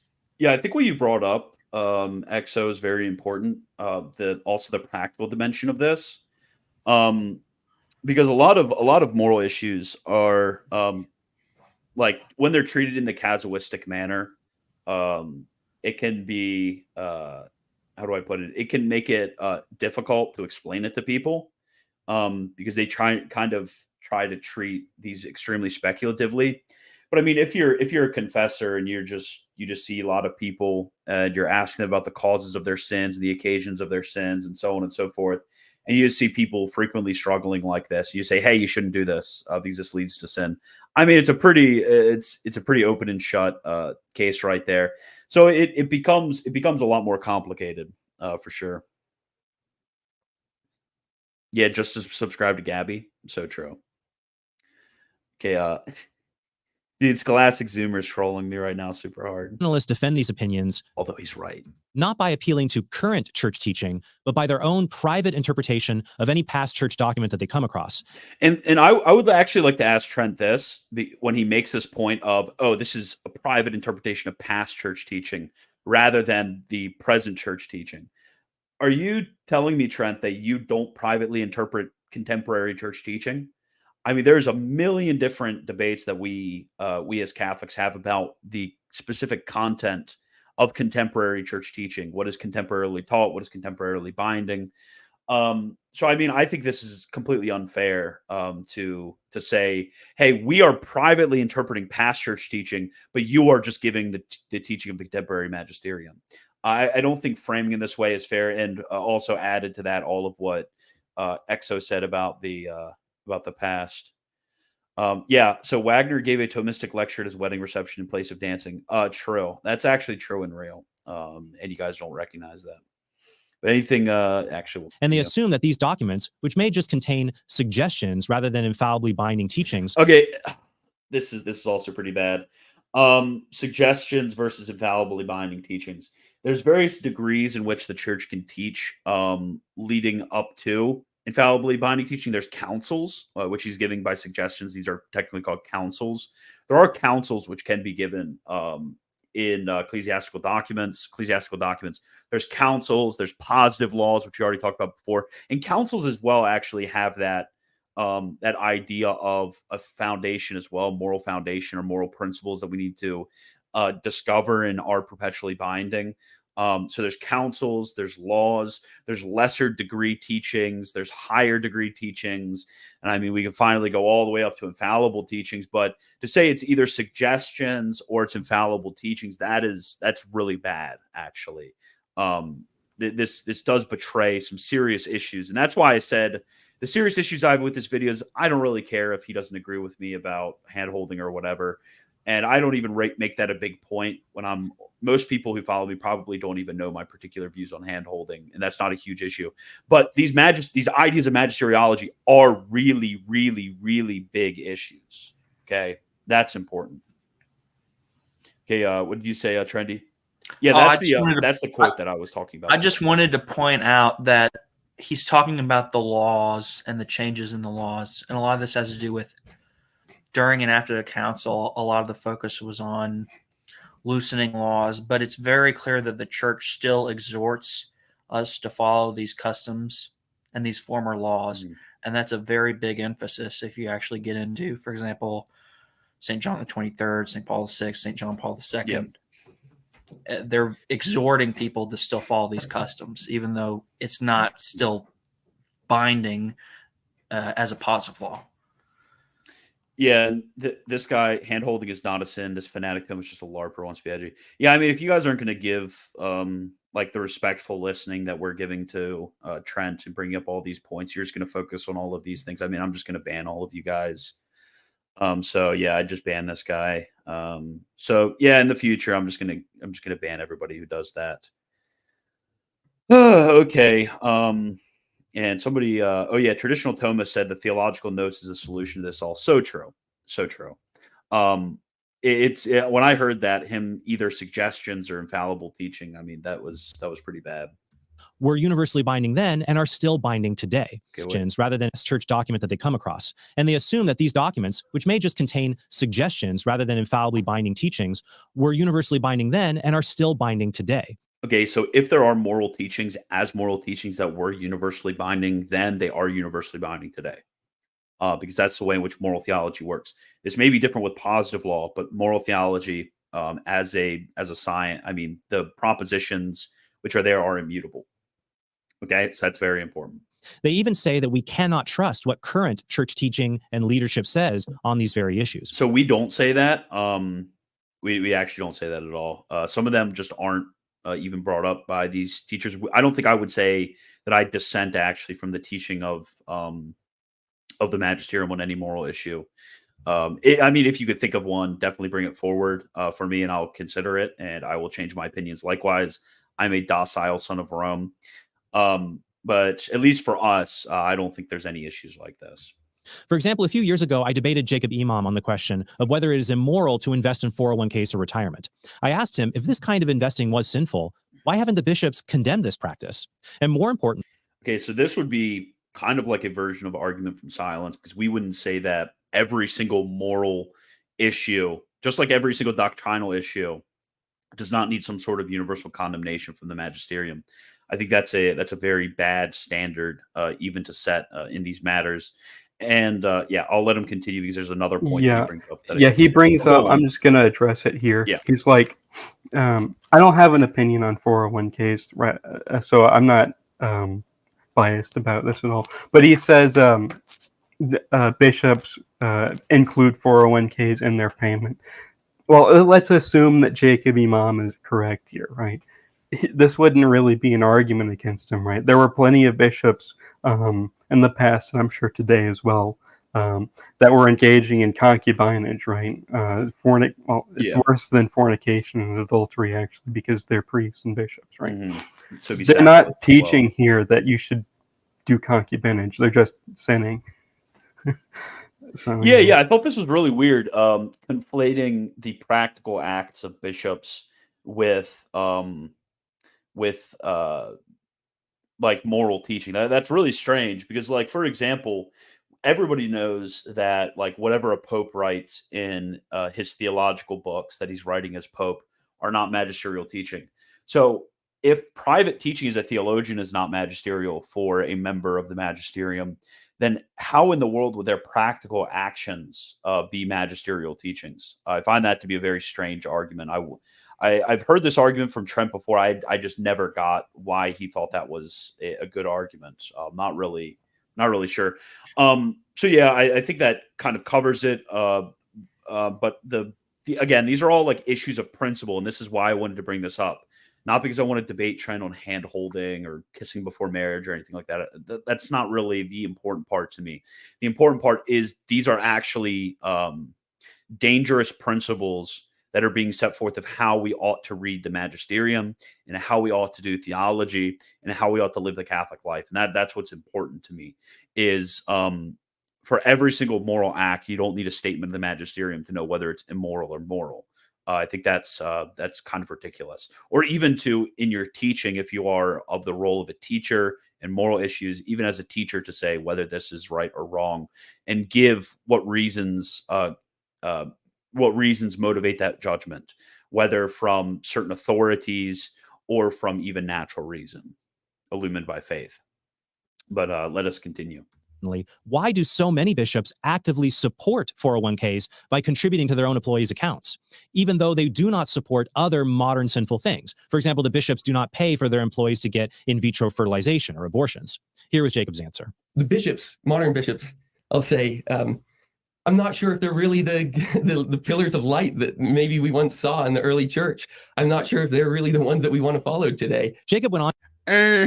Oh man, yeah, that's not good, bro.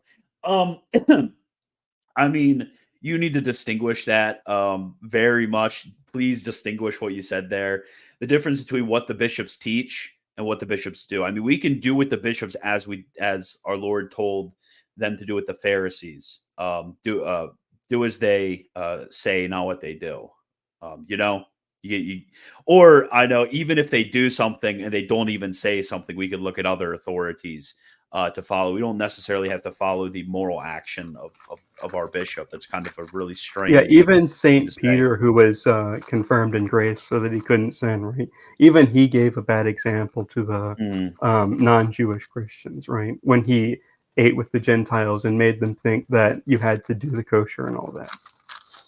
Yeah, yeah, exactly. I mean, if Saint Peter in Galatians 1 can give a bad example, or is it Galatians 2? Is it Galatians 2 or Galatians? I think it's Galatians 2. If he can give a bad example, then obviously the bishops as a whole could give bad examples in their practical action.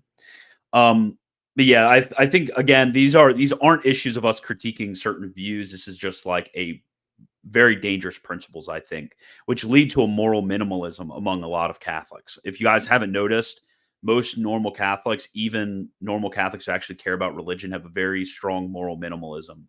They're basically like, well, you know, if it hasn't been infallibly taught in morals, then I can basically do whatever I feel like. Yeah.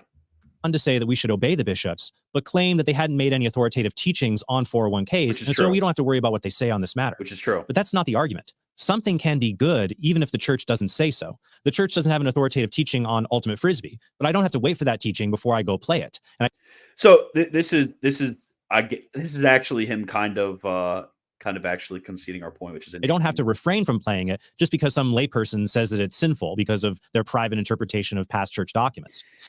Oh man, this is such a dangerous argument, because really any sort of appeal to church teaching by this standard is going to be a private interpretation of ex-church teaching.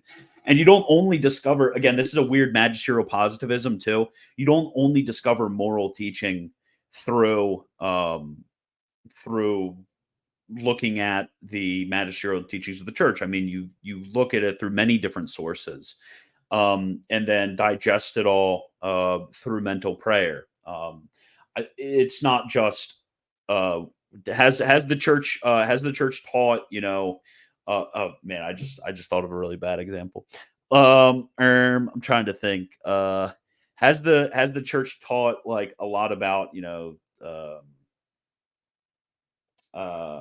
book piracy? That's a great example. Book piracy. When it comes to book piracy, there are a lot of people who try to say it's sinful, it's wrong. There are others who say it's not sinful, it's not wrong, and they all give their arguments. And whichever arguments that are better, that's the one that I assent to. And I think the arguments for it not being sinful are much stronger.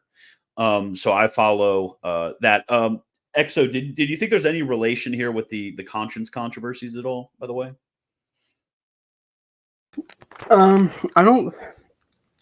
I think it is relevant here, but I'm not sure if it would be sort of directly appropriate to what you're saying, I guess.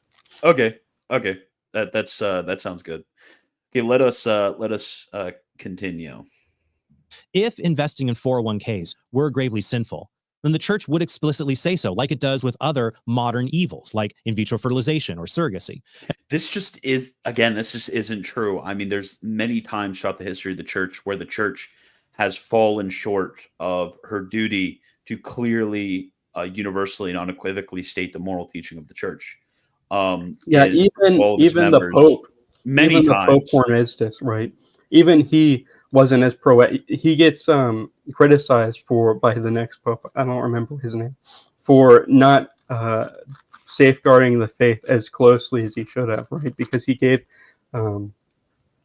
occasion to the Monothelites to pretend that their heresy was okay, right? Mm-hmm. Absolutely. Oh, even after dogmatic teachings, this has happened. For example, after Vatican I, there were still many Gallican bishops whose presence was tolerated. I mean, it just doesn't follow that just because something is tolerated, it's approved. Mm-hmm. Yeah, absolutely. Okay, let's continue now. And more importantly, if it were evil, the bishops would not formally cooperate with this evil by making it a part of their employee compensation packages. Why? I mean, why wouldn't the bishops formally cooperate with evil? That's like this is really strange. I mean, this would just make mincemeat out of a lot of Catholic history right here. Again, I think these are very dangerous arguments, but let's continue. Be gravely evil if you think the bishops have no divinely protected teaching authority whatsoever. They're not, again, this is an equivocation. They're not teaching this. This is merely what they're practicing. If they all taught this and they on top of this, I guess it'd be really weird if they taught that this is contained in divine revelation. I mean, this would be an infallible judgment of the ordinary universal magisterium. But that's not what they're doing. They're not teaching. This is merely what they're practicing in their retirement plans. This is irrelevant to whatever questions of hand holding or other moral issues that aren't definitively stated. This is completely different question. And if you believe that, then you've rejected the essence of Catholicism, that Christ's teaching authority comes to us through the bishops. As Jesus said to the apostles in Luke 10:16, he who hears you hears me. Now, I agree, some of the bishops have made really bad judgments, and some individual bishops may be doctrinally suspect. But to say all the living bishops are the untrustworthy episcopal moral is what you would have to say if you impeccability, said that's crazy. 401ks are evil, because I don't know That's any bishop that opposes crazy. 401ks. And that you need to go somewhere else for moral guidance. Well, that was the attitude of the Protestant reformers. They said that the church of the 16th century had become corrupt. And in many ways, it was corrupt through practices like simony, the buying and selling of church offices, or sexual sin among the clergy. I mean, according to your standards of how you're holding the bishops, the simony and the sexual immorality would be the teaching of the bishops. Since you think them offering 401k plans as the teaching of the bishops is really strange. I don't know how Trent's a really smart guy. I don't know how he's not seeing these strange inconsistencies here. But the Protestant reformers' answer was not to simply go back to the Bible. The reformers claimed that they were returning to the apostolic origins of the church fathers. John Calvin said in a 15 Yeah, but they were wrong about that.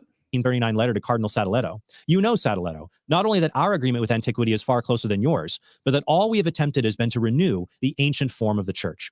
Philip Melanchthon, an early Lutheran, said, it is not safe to receive any dogma of which no testimony at all exists in the ancient church. Gavin Ortland even recently released a video showing that the Protestant reformers tried to recapture what they thought was the true apostolic church of the past. They didn't only go back to the Bible. And that's the same mentality of Catholic fundamentalists. They think the true church is found within their private interpretation of scripture and past tradition, just like the reformers thought. And that, yeah, but again, this could just be leveled against yourself. And also, following the public judgments of the church on moral issues is not private interpretation. Like if, I don't know, Pope Pius V said, I don't know, gooning is bad. Pope Pius V says gooning is bad. And for some reason, no pope talks about gooning for 200 years. Then I say, hey, Pope Pius V said gooning is bad. Somebody couldn't, 200 years after Pius V, say, hey, that's just your private interpretation of what he said. That's not how it works. Private judgment is talking about giving a certain judgment from the font of revelation in a sort of universally binding way that wherein you don't have the authority to bind in this manner. Like that's what it is. This isn't us having private judgment. That's actually very strange. But do you guys have anything to say on that besides what's already been said?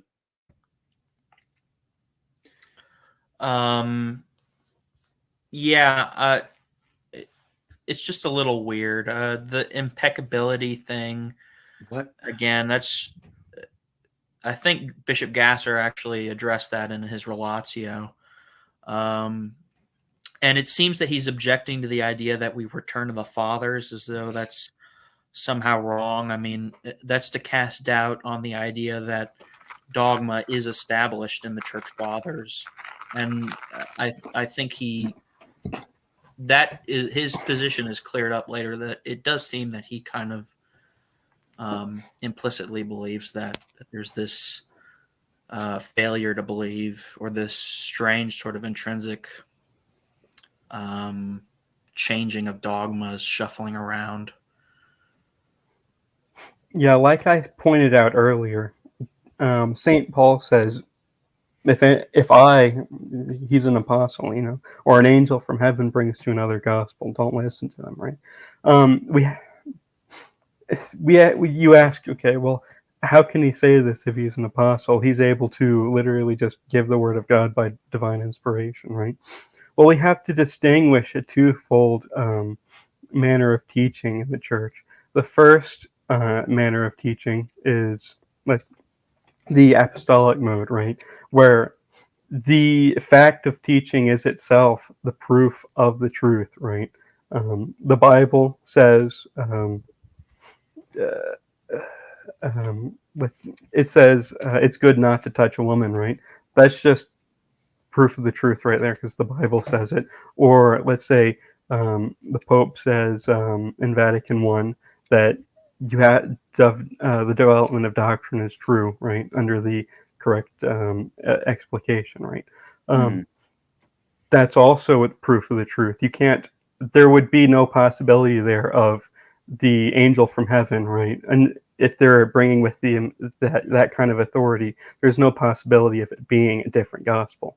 But if they're just teaching according to the ordinary mode of teaching, which is just they are under the ordinary protection of the Holy Spirit, right? Trying to present authentically the truth of the faith, right? They can be wrong here. And so when that happens, like I said, St. Paul points out, okay, well, how do you deal with this? You have to follow the saints, right? You have to follow their example.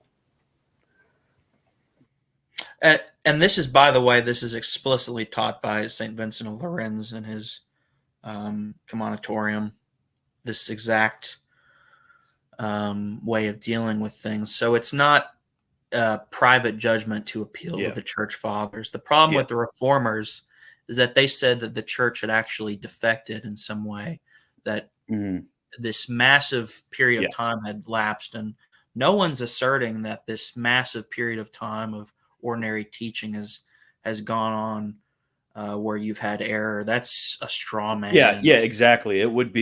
It's fine to quote John 4 to prove something, but it's a sin to say that John 4 disagrees with like Isaiah 10 or something like that. Those are two completely different things. We're saying something completely different than what the reformers are saying. Yeah, that's really all I had to say. Okay, I mean, these A-loggers are, well, what Deuterocomical said doesn't trend to a point regarding 401k, though. If not a single bishop has warned their flock, isn't a good reason to think it's okay. You're right. That would be a good reason to think it's okay. But I mean, our arguments aren't merely dependent upon the fact that there's never been any sort of warning. We would just point to others. Or other moral judgments given in theological sources. Where the 401k thing is kind of like a new question that's being brought up. So I think these are completely different. But people keep saying he's reacting to the cottage industry of online trad, trying to set up rigorous observances, real or satirical. Now, that's not okay. Wagner's not addressing that. He's talking about the argument structure. I mean, okay. This doesn't I think really that matter guy was trying to defend you. Oh, he's trying to defend me? Yeah. Okay. Well, there's other Because a lot of people are like, oh, why are you offended at Trent Horn if you agree with him? It's like, it's about the methodology here. Yeah, exactly. I don't care if somebody agrees with me. This is why I critique Catholic apologists all the time who agree with me. I think it's the methodology that's dangerous that are leading to some opinions in which I disagree with him on. So like I absolutely agree, don't just say the bishops are all stupid and that you're right. I absolutely agree with that. But the way in which he's getting to some of his conclusions are bad, which I've already explained in detail what those are. So thumbs up. Okay, so let's continue. We're about halfway through. Hassan seems to have died, it seems like. So rip Hassan. That it's not found in the present day teaching office of the church. Once again, that doesn't mean every single bishop is right about everything they say, but Catholics cannot ignore what all the bishops currently teach or permit. True. I mean, that's true. But the teach or permit, we're just saying that it hasn't been taught or permitted. And if it is some sort of permission, it's merely a negative permission insofar as they've taught nothing. Cannot impose obligations on others that the teaching office of the church does not require. And the teaching office of the church is not merely the contemporary teaching office of the church. It's also what has been expressed at other points in history. For example, some fundamentalists claim it is gravely sinful for wives to work outside of the home. As I said, yeah. Do you guys agree that this is retarded to say that it's gravely sinful for wives to work outside of the home? Yeah, it's not going to be intrinsically evil, but you need to, of course, recognize the fact that there is a reason behind why, as it says in the Catechism, you can't just, if you're a wife, you can't just go around doing whatever you want, because there is an obligation to adequately educate your children, right? And if you're not able to do that, or if you're being hindered by your work, you need to choose the children over the work. Yeah, absolutely. So like that's usually how I answer it, is it can very easily become sinful if you're not carrying out your duties and obligations. But yeah, I think it's extremely silly to Yeah, and somehow he's say gonna that it's like necessarily gravely sinful. Like that's a wild claim. he's going to point out where St. John the 23rd and St. John Paul II talk about this, but it's very clear that the reason they're saying this is because it's become necessary in our modern society often for women to work in order to Yeah, provide it would be family. completely absurd to go against what Saint John the 23rd said here, right? And say actually you should have women in the workplace and then just pay them slave wages and like abuse them. No, you have to give them their human dignity. No, I actually dissent. I think that you have to give slave wages to women in the workplace. I dissent from the teachings of St. John Paul II. I'm sorry, guys. Am I recognizing and resisting correctly here? Okay, let's continue. Said before, this has nothing to do with traditionalism.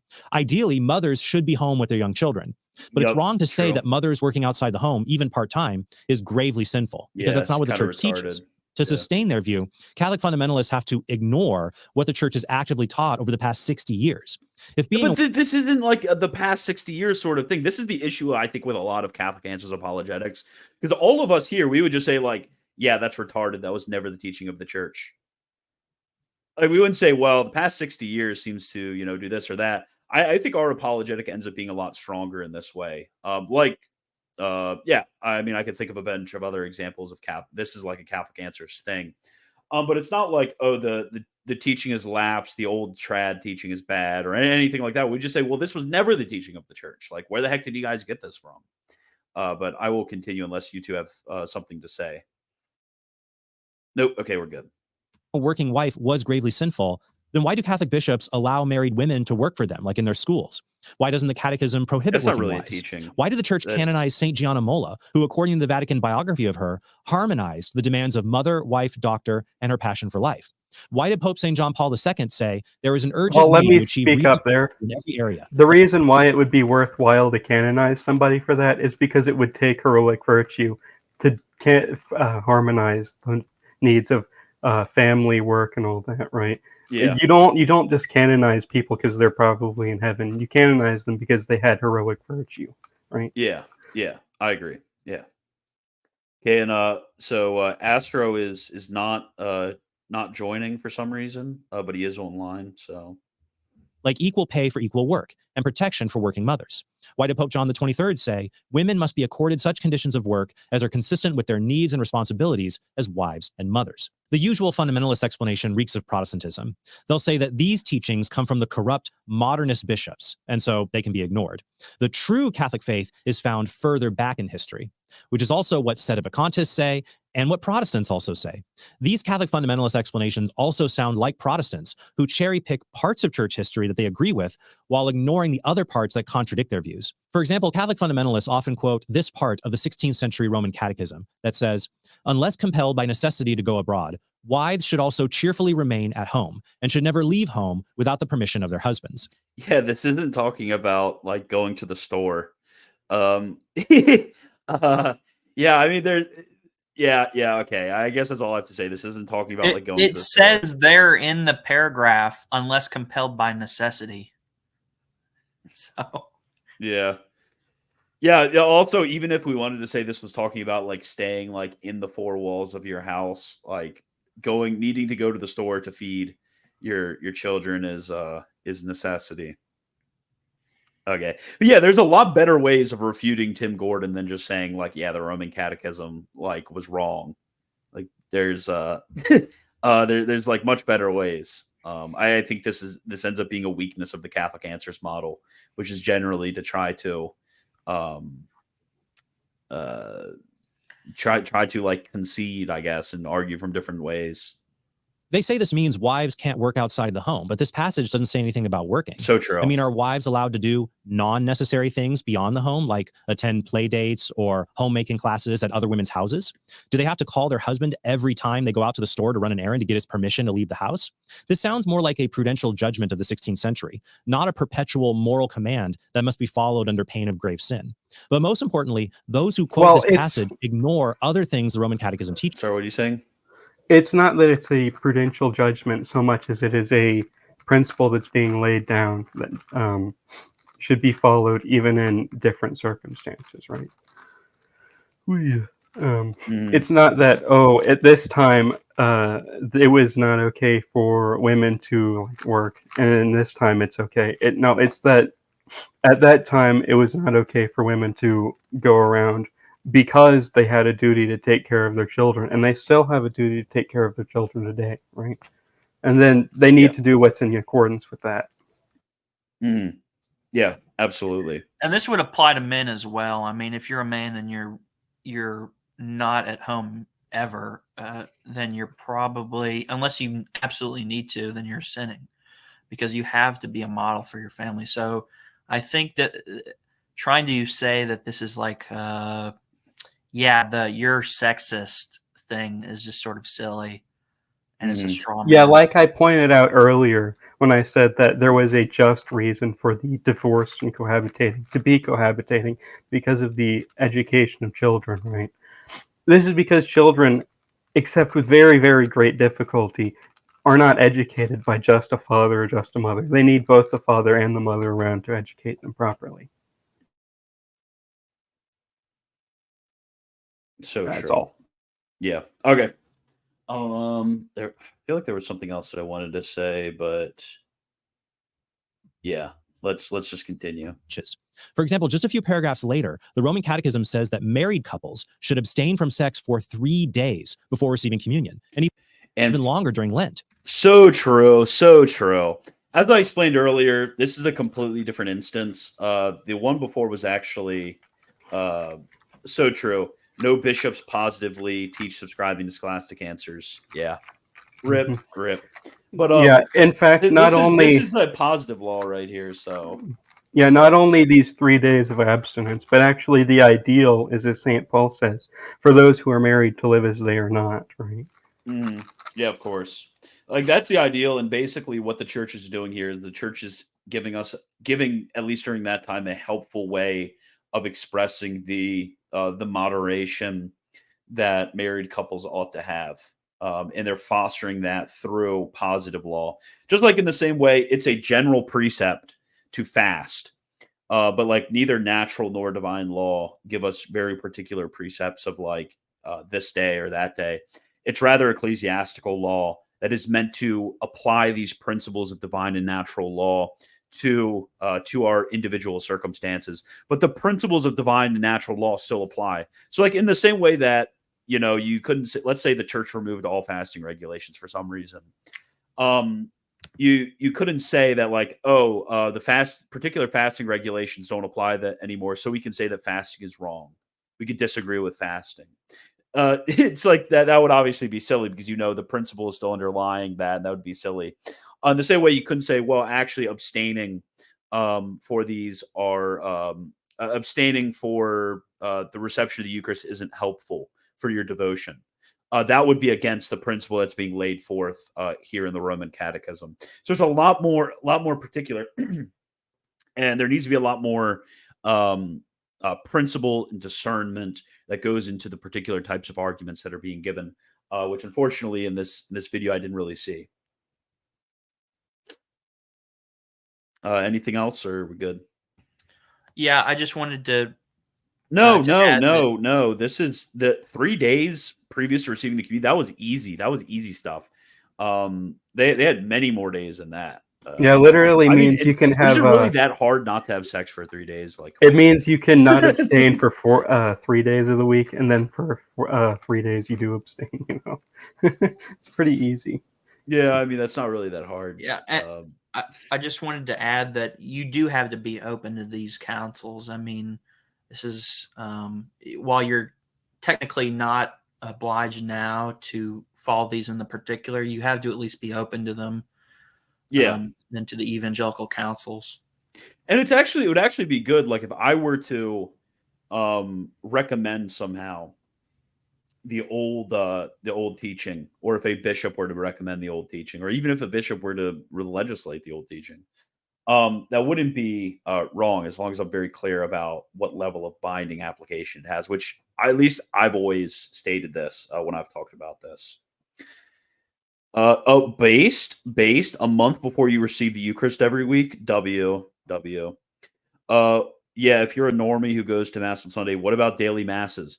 Well, if you're not able to adequately prepare in body and soul for daily Mass, then you shouldn't be receiving a daily Mass. Yeah, that it's pretty. I think that's a pretty easy conclusion to draw.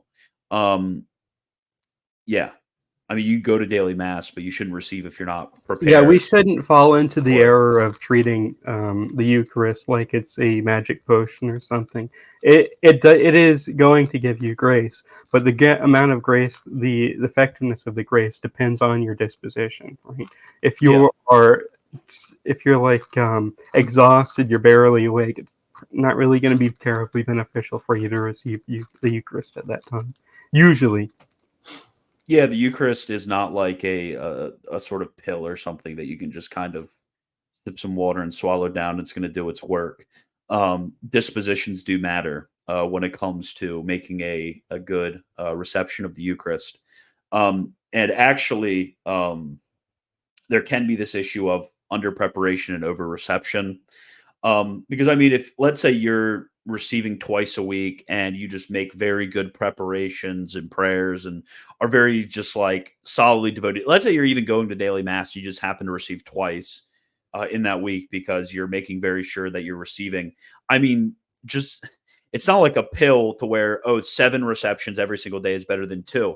If you're preparing very strongly for those 2, I mean, it would be perhaps even more beneficial to receive the 2 times than the 7 times, even though the 7 times is numerically more. Like grace doesn't work like a kind of like pill or a kind of checkbox mark thing like that. That's not how it works. It doesn't work like a subscriber count, which should remind you to subscribe if you haven't already. It doesn't work like each time you get like 1 point up and eventually you'll level up to the next level. Like that's not how it works.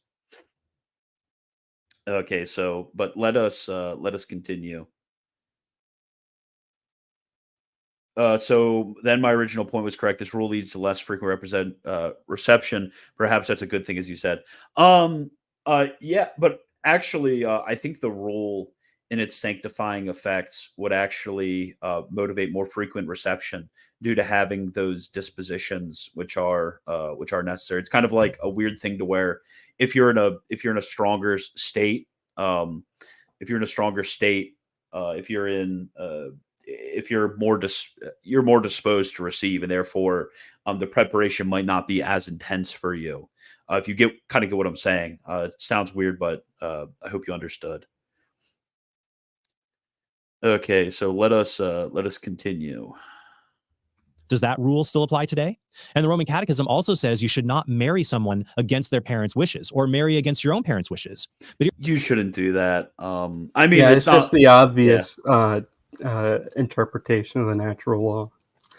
Yeah, I mean, It's like you want to bring someone into your family who you don't even know, right? You're bringing not just if you're a man, you're bringing your wife and her family into your family, right? Because you're now one flesh, right? Or if you're a woman, it's your husband and his family, right? Yeah, what's really crazy is what Tim Gordon says next. This is possibly like one of the most retarded things I've heard Tim Gordon say. Here's Tim Gordon, a Catholic who often quotes this passage, saying you don't need the permission of your future father-in-law in order to marry his daughter, and can even marry that woman against the father's wishes. Oh, no, he's not the authority. It's not his involvement. Asking the father things about your relationship, starting with whether or not you have permission to get married, is kind of like asking your neighbor whether you have permission to decorate your own house. That's between you and the wife, or the future wife. Not between him. But that contradicts the Roman Catechism. That's just so bad. Yeah, well, I don't know if it's we could really clown on Tim Gordon over this. I mean, to be fair, if we speak in an absolute sense, you don't actually need the consent of anybody except the husband and the wife for a marriage, right? Yeah. Okay, so any book recommendations on fundamental theology, particularly old books I can get for free online? Yeah, if you're looking about fundamental theology proper, which would be like On Divine Revelation, you could read On Divine Revelation by Garrigou Lagrange. Other books that would be helpful would be Introduction to Sacred Theology by Monsignor Fenton. And then since you read Latin, Dweeb, Berthier's De Locis Theologicis is also another good book to read along this vein. And Austin Woodbury also has an introduction to theology as well. It's pretty good. But yeah, Tim Gordon is just that guy. I need to run to the bathroom real quick. Do you guys have any significant commentary to make up the time while I'm gone? Yeah, I could give some more book recs. just get yap pilled. Yeah, read. I think Shaban's both the English compendium of Shaban and Shaban's original work. He gives good fundamental theology overviews. Berthier Compendium of Theology, which you can find online. It's also good. Coppens, his book on Catholicism, gives a good overview. There's a number of books written in the 19th, early 20th century about modernism. Those will typically give you a good sort of overview. I think Dr. Marsher made a translation called the Anti-Modernist Anthology, addresses modernism. And there's also the response to the Nouvelle Theologie, which Dr. Meinard translated about a year ago, also gives a good sort of overview. Yes, Stephen, dinosaurs are real. Bro, I thought you had it. I was going for like 50 seconds, dude. Dude, I can see the people just like leaving. Are you alive, Trendy? Yes, I was giving this guy book recommendations. Oh. Okay. What are the best Suarist manuals? I think Franzlin counts as a Suarist, right? Yeah, I think he is. Mm-hmm. Or like Perron as well. Perron, I think, is a higher Suarist. Like these 19th century Jesuits, it's kind of hard to class them, but they're broadly Suarist. Just read Suarez, bro. Like a ton of the metaphysical disputations are in English. So true. No, not the metaphysical disputations. Read his cursus. Just read Suarez, guys. That's all you need to read. Okay, notice that both Tim and Taylor Marshall squint. Is this something the church recommends? True. Okay, so we are now 11 minutes in. We got 3 minutes left. Hassan is still MIA. Let me see if he's even responded to me. Nope, just Astro. Astro hates the internet. He's cursing in my comments, in my replies. Astro is like calling it down imprecatory psalms against me. You know, all that fun stuff. Yeah, this is a total victory for Americans and for foreigners. You know, they have to cope. Yeah, Astro, he DM'd me about his power going out, and I was just thinking like this like total Iranian moment. Yeah. Oh, my power went off for like 5 hours. Oops. Total Iranian L. Okay. Yes, so true. Hassan's seething somewhere. We got 3 minutes left, boys. We got 3 minutes. Which says children are, quote, not to engage in marriage without their parents' knowledge, still less in defiance of their express wishes. So true. The truth is that the nature of work has changed so much over the past 500 years that a wife who tutors children a few hours a week outside the home is far less disruptive to her home life than some so-called trad wives who stay home but spend 6 hours a day making videos where they pretend to spontaneously make homemade cereal for their kids. He's totally correct about this. He's totally correct about this. All hail Trent. All hail Trent. We love Trent. Kneel. We love everybody 07s for Trent in the chat. We love Trent. that was such a W. We love you, Trent. We love you, Trent. This is why we have a magisterium that tells us what past statements are morally binding today and which are not. Okay, that was bad. This was, oh no. You've fallen from the heights of You've fallen from the heights of W, Trent, to It's an about L. to get The L Roman zone. the Roman Total L zone. Catechism. Are you guys of the opinion? Because I know that this is the common opinion. That the Roman Catechism is it's really weird to call it a magisterial document. It would at least be on the same level as a doctor of the church because it's going to have a public authority in that kind of sense. Mhm. But I will say here, the Catechism of the Catholic Church, which St. John Paul II issued, is supposed to be a supplement to the Roman Catechism or the Catechism of the Council of Trent. So I don't know where he's really getting this from, that it's like outdated or something like that. Yeah. It's St. John Paul II said I mean, it's it's good, you know? recommended by numerous popes as a sure guide doctrine. Yeah, this is why I've normally seen like in manuals they'll quote it under like the tradition. When they're listing the church fathers and the doctors, they'll quote like this is the authority of the Roman Catechism, which is like an authentic expression of tradition. Tradition in the sense of like divine tradition.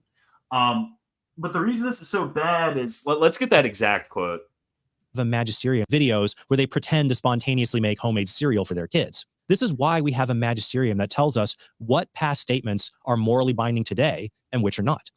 Morally, the teaching of morals from the church is as the teaching of faith from the church. When it comes to the faith of the church, if the church teaches a proposition of faith, is that they teach that it's true, even if not a single magisterial document ever went over that proposition ever again till the end of time, that would still be binding. That would still be binding. In a similar way, if there is a moral teaching of the church that is a true teaching of a moral proposition, so not positive law, which we've already went over, it would just be the principle underlying it. But if it's a moral proposition that's taught by the magisterium of the church, there is zero cases unless a higher level magisterial teaching overweighted or something like that, there would be zero cases where it would just stop being applicable. Yeah, we can even just point like to run an out of steam example. over time. Like how long, Trent? Is it? What if it's 1,500 years ago? If it's 1,000 years ago, it's 500 years ago. If it's 20 years ago, now what about if it's like 2 years ago and we haven't gotten like a re-up of the moral teaching again?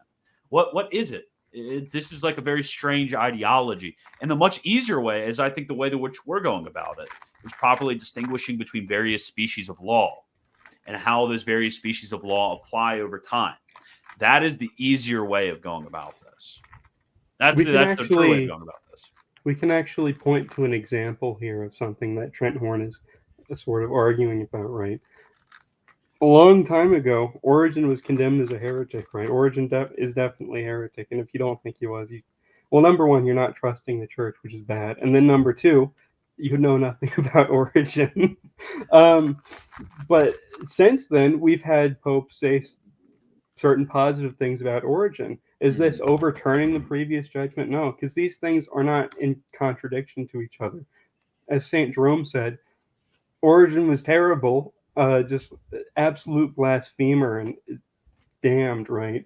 Because of certain things that he did against God, right? In his teachings. But he was also brilliant in other ways. So these aren't contradictory. Mm-hmm. Okay. Oh man, there's some schizo comments going through. Let's continue. Catholic fundamentalists might say, well, they're just reading the documents and accepting the document's plain meaning. But that's the same thing Protestant fundamentalists say about the Bible. What seems like the plain meaning of a text may not plainly apply today. For example, some fundamentalists say that women still must veil in church because St. Paul says in 1 Corinthians 11, any woman who prays or prophesies with her head unveiled dishonors her head. And if a woman will not veil herself, then she should cut off her hair. But the Congregation for the Doctrine of the Faith says such requirements no longer have a normative value. Are we even going to cover the veiling topic? Well, I just it's much too complicated for something like this. You would have to explain the first and second precepts of the natural law. I just want to point out that he's criticizing, and rightly so, some people who talk about the plain meaning of texts when they're not as plain as they think, but he's also doing the exact same thing here. Mm-hmm. Yeah. Yeah, we're not even going to get into the veiling issue. It gets very complicated very quickly. i.e., they are transitory But the same, either way, if we were to go on and treat the whole veiling issue, it would be the application of all of the same principles that we already just went over. I will say, though, he's not correct here when he says that it's a transitory discipline. No, this is not. It's very complicated, too complicated for this, but well, it's not that complicated, but it's not the right place to bring it up. It is part of the natural law that women should veil. This is why St. Paul says that you do it for the sake of the angels. Mm-hmm. Do a video of veiling at some point? No, not even going to touch it. Anytime I've mentioned every time I mention it, it seems like every single person gets mad. Like everybody gets mad. I think it would really require like an essay or something. It would because a lot of people, and I think this is like the issue with the Trent Horn video in like the entirety, is this like takes a lot of very deep thinking about the nature of religious authority, the nature of precept, and like it takes a lot of like pretty complicated abstract topics, and then applying all of those to a certain question. So like what a like casuist could have just treated in a paragraph, we have to treat in like, you know, a book, just because the casuist is applying principles that he's assuming that everybody who's reading it has already learned about. But like you guys don't know about a lot of these things. So it's very easy to misinterpret what's going on. Okay, but we'll continue past the veiling thing. Disciplines. They are not binding today. Even Cardinal Burke says, quote, "It is not, however, a sin to participate in the Holy Mass according to the extraordinary form without a veil." Once again, it is the Church's magisterium found in the teaching of the bishops that tells us what past biblical and magisterial statements say something binding upon there, believers today. right? All biblical. Well, there's anyway, a pretty go, good Lee. chance that Cardinal Burke is just wrong there. There is probably a binding custom of veiling at the Latin Mass, and so it would probably be sinful not to veil there. And this is really where it gets problematic, is this idea that the church like can dispense of her actual proper teachings as such. She cannot overturn these or reform these. That's wrong. That's been, I mean, even sort of, we might say the methodology of teaching like scholasticism cannot be reformed. I mean, this is the clear teaching of Humani Generis and numerous other documents. I mean, and he's going to say that this is not contemporary. It actually is. I mean, the past 60 years can't, I mean, that's, you're making a separation of 2,000 years of theology, and which is just tradition. And he's accusing us of doing that when really he's going to be doing the same thing coming up. Yeah, and by the way, binding and custom don't really go together. By custom, we mean something very particular. It's basically the custom is the common application of natural or divine law in an unwritten way in a certain community, or even I guess it could be written down. But that's what we mean by custom, and custom is very much actually binding in many different ways. By custom, we don't mean just kind of something that people do, like, you know, the father putting the star on the Christmas tree is a custom, or, you know, or something like that, or it's a custom to wear like brown shoes to mass, or something like that. Like those are not the customs that we're talking about. Yeah. That and when it comes to the moral judgments or even positive laws of Scripture and of the Magisterium, they're always binding. It's just in different modes or manners. So like if it's a positive law, it's only binding in its principle. Obviously, if it's a moral precept, it's only could be overturned by a higher magisterial teaching. If not, it's perpetually binding. Not online influencers. Finally, fundamentalist Catholics want to follow church teachings and attitudes from centuries ago while often retaining a 21st century attitude of contempt toward the church's current magisterium. They say things online that would have gotten them flogged in the Middle Ages. Even in the 20th century, Pope St. W? Pius X Yeah, said, you're quote, crying right now. with the Yeah, we pastoral body, should rest the reinstitute necessary- corporal punishment as the norm. So true. So true. So true. I actually unironically agree with this. I think I said one time that Taylor Marshall should be flogged for something that he said. So W Trent. Yeah, Trent destroying the rad trad. This is W. W Trent. Everybody 07's in the chat. Trendy's crying right now, actually. Yeah, W. Yeah, yeah. You're scared right now, Trendy. We're gonna find you. I am scared of Inquisitor Horn. Inquisitor Hornstein. He's gonna get you. Okay, let's continue. Right and authority for promoting the end of the society and directing all its members towards that end. The one duty of the lay multitude is to allow themselves to be led, and, like a docile flock, to follow the pastors. As faithful Catholics, we should avoid the error of the far left that ignores the magisterium in order to make evil good, like saying contraception is as good as NFP. And we should avoid the error of the far right that ignores the magisterium in order to make good evil, like saying NFP is as bad as contraception. Instead, we should be faithful to what the church teaches. I don't like this framing of left versus right. This is a very political framing of the thing, which is not appropriate here. And even in the realm of politics, this is specifically comes from the French Revolution and certainly wouldn't be appropriate here.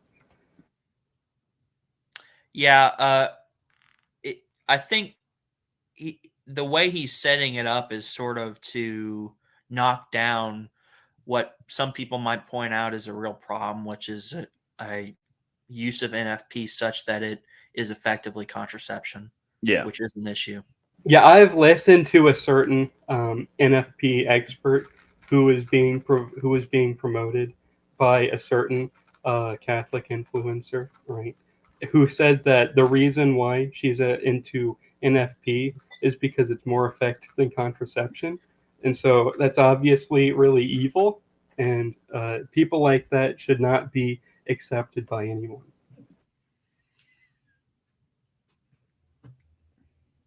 Ben Shapiro apparently just posted Cole. Anyways, I agree with you. I agree with you. But we have like 30 more seconds. Sources like the Catechism or the Code of Canon Law. And we should listen to the exhortation found in Hebrews 13:17. It says, "Obey your leaders and submit to them, for they are keeping watch over your souls, as men who will have to give account." We should obey, but we can also make our needs known to our pastors and even offer charitable criticism when appropriate, when it is done for the good of the church as a whole. And for more on how to understand church teaching, how to grapple with it, struggle with it, how to understand which church teachings apply today and which do not, check out the links in the description below. So thank you all so much for watching, and I hope you have a very blessed day. I just want to point out that the links that he gives are like Jimmy Akin. So I knew it. Are these all Jimmy? Yeah, Jimmy Akin is a huge issue. Yeah, let me see how to weigh church teachings. Yeah, because Jimmy Akin I will has say this idea it's that very if you pass difficult away, for me it's to terrible. assume. It's very difficult for me to assume that Jimmy Akin does this in invincible ignorance. Yeah, it is. Let me try to. Dang, I'm for some reason extremely tired right now. Trying to find where he says it's in one of these articles. Who just joined? Are you serious? Did Hassan just join, bro? Hello. We just finished the entire video. Wild. Yeah, I was having an outreach conversation with a priest in the UK. Sorry. Okay, I guess that We forgive you. No, but so it's interesting. Is basically all of what is being said here by Trent is just an application of Jimmy Akin's thing. You remember the thing on Jimmy Akin that we found? Yeah, desuetude. Yeah, the desuetude idiocy. Yeah, that. Yeah. So, did you have any other advanced thoughts on this or systematic thoughts on this that you would like to share?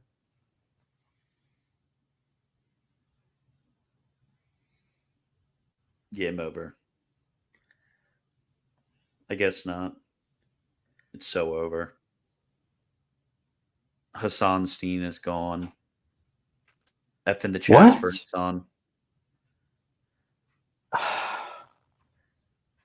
What? What are you saying, Hassan? Can you not hear me? No, I couldn't hear you. Now I can hear you. Okay. Is it okay? So I don't know. I don't know what the specifics. I don't know what the specifics you've gone over so far are. First of all, but I can tell you how I came across this originally. That'd be helpful. So there was a guy. There's a guy on Discord I know. His name's William. He's a cool guy. He's very interested in a lot of the work that we've been trying to do. He sent me a couple of videos that he saw and that somebody else had used to make a point.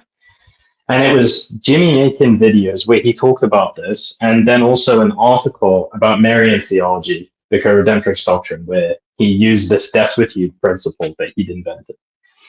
And every time he used this very deceptive language where he's just like, oh, this is what scholars call destitute, kind of way of speaking, right?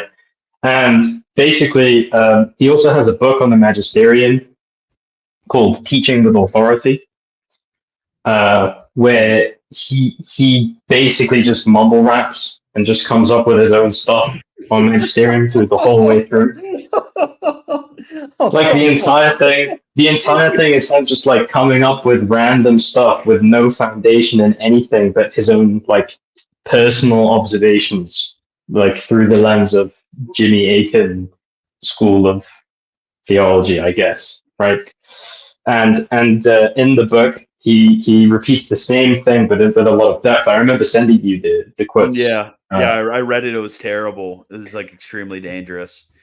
Yeah, and basically he's just like, oh yeah, sometimes something is taught merely authentically, but then it's not reiterated for a very long time, even though it used to be reiterated kind of all the time, maybe for like 100 years.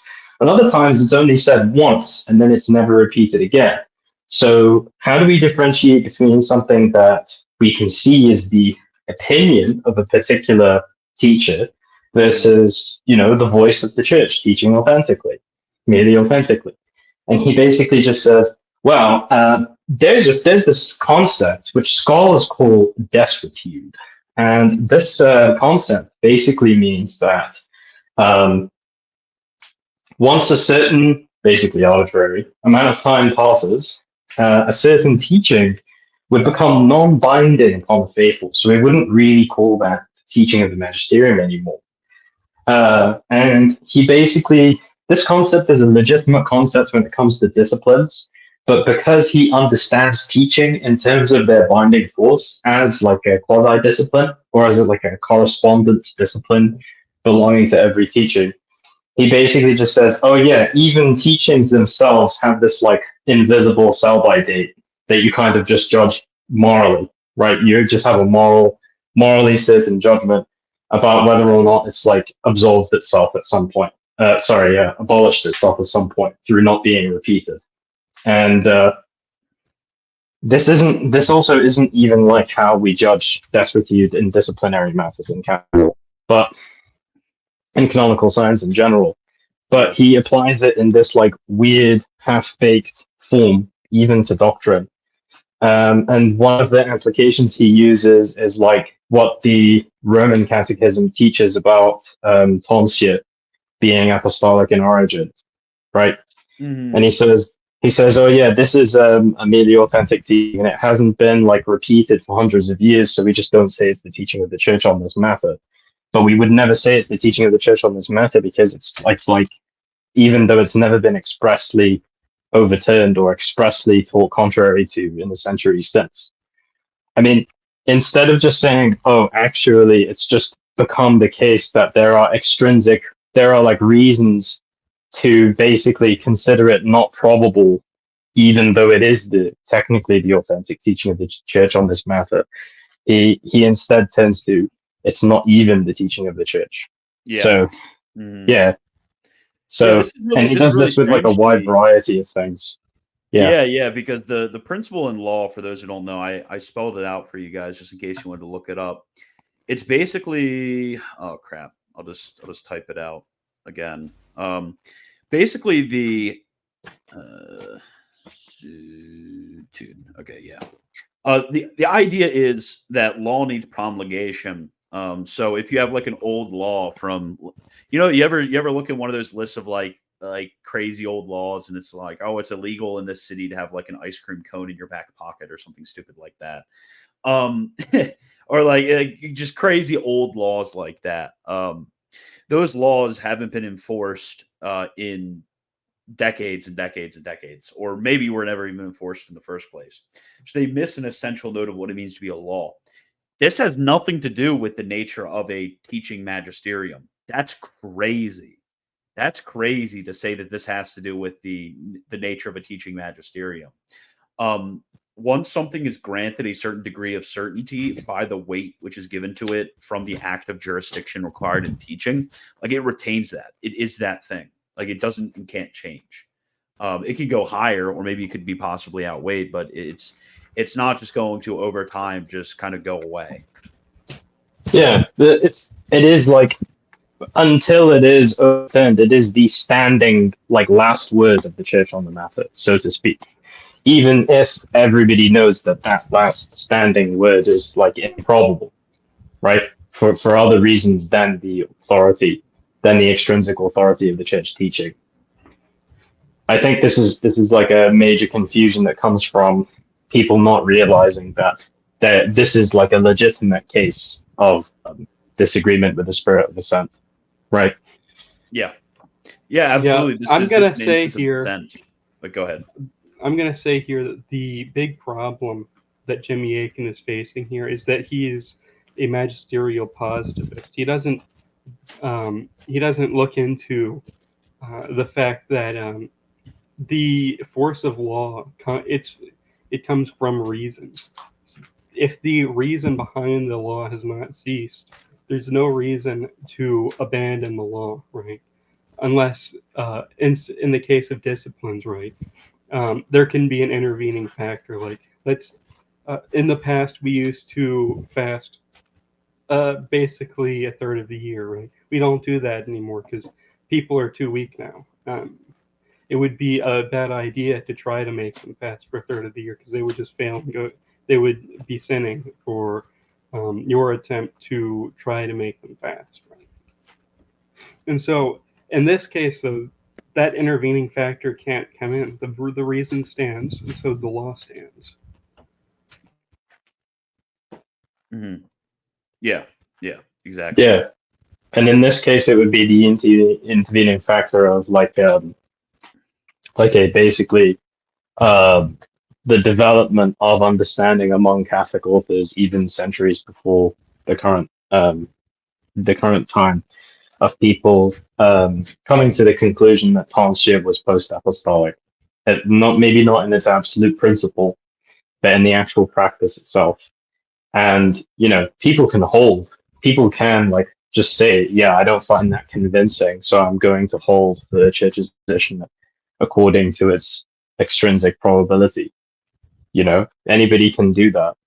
But they would actually be like agreeing with the church's standing word on the matter, rather than what Aiken is saying, which is that there is no standing word on this matter because it went past its invisible sell-by date. Yeah. What's the? Yeah, and Jimmy Aiken will never give like what that sell-by date is. I mean, that's something that I was asking when it came to Trent, because Trent's idea is basically that unless there is like a contemporary witness from the bishops on something, and he even like extends this in a weird way to, we were calling it like episcopal impeccability, because he was using as an argument against Imam's position on 401k. You know about this debate, Hassan, on the 401k, whether 401k is okay or not. I'm assuming he does. But basically, he was using as an argument that actually all of these bishops wouldn't be formally cooperating with sin.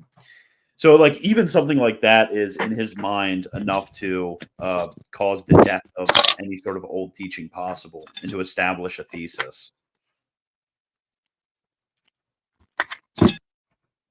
This guy. Okay, so is there anything else that you guys wanted to say? Because I'm kind of getting tired, and we're almost Do you want me 2.5 to? hours Do you want me in. to read out? Read out what?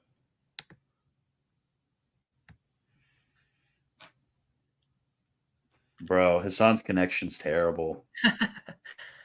Yeah, I just wanted to say I think I don't want to say that Trent Horn falls in a like outright error, because I want to be careful, but I do think Jimmy Akin does fall into material heresy on certain points concerning his views on, for example, the church fathers and the binding authority, the consensus of the fathers. I think that's very clear. Oh, yeah. Jimmy Akin That's doesn't even terrible. seem to think that Humani Generis from 1942 is binding anymore.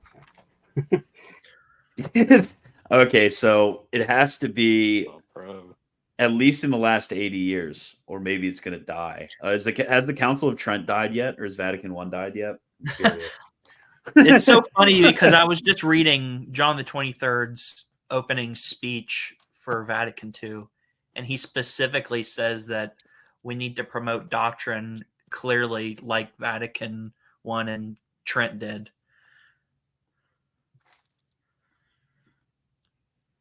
Yeah. Can you guys hear me now? Yeah, I can hear you now. Okay, I was saying, do you want me to read the paragraph from his book on this, so people can hear like how ridiculous it is even on first hearing? Yeah, go for it. He says, magisterial silence. For magisterial... Oh, frick. Go silent. This is what Hassanite living in silence. the UK does to you. Hassanite silence. Okay, I wonder if I could actually find the passage. I'm so sleepy right now. I probably won't be able to find it. Okay, magisterial silence. Jimmy Akin. Let's get this going. Oh, frick. Cannot find anything on magisterial silence. Dang it. I guess we'll need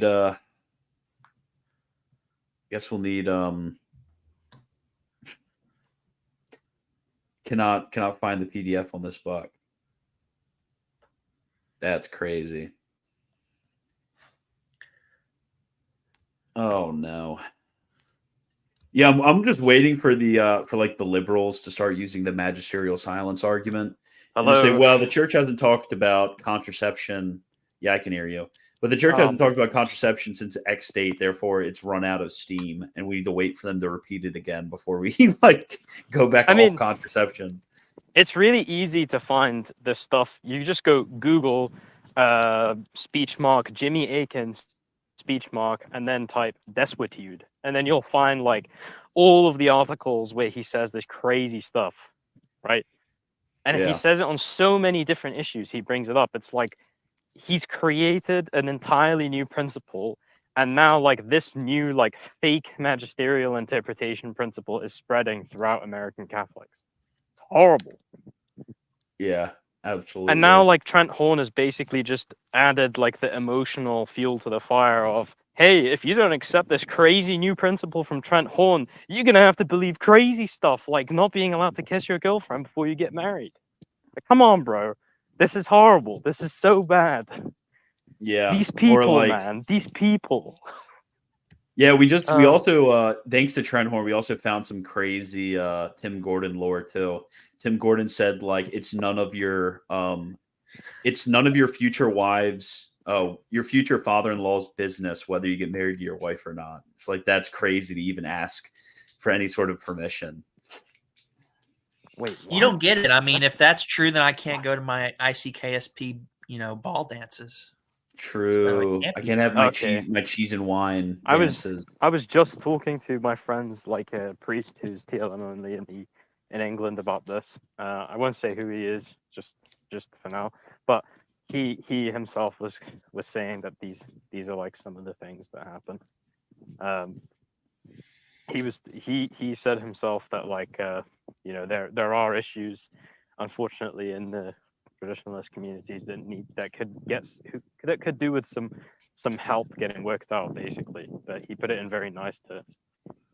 I wonder what would happen if we applied this principle to Nicholas J. Fuentes. He has not been banned by the magisterium, therefore he's okay. So true.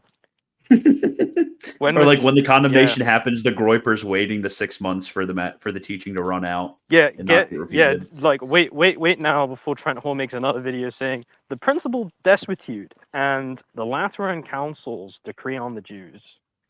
Oh, oh, oh. Uh-oh. Uh-oh, guys. Uh-oh. Now let's talk about that one. We'll get taken down for that. Yeah, but Okay, that's, well, it's just I'm just it's gonna just say ridiculous. I think Jews should follow their own laws. Yeah, that's what the Uh-oh. Somebody cut out. They got him. They got him.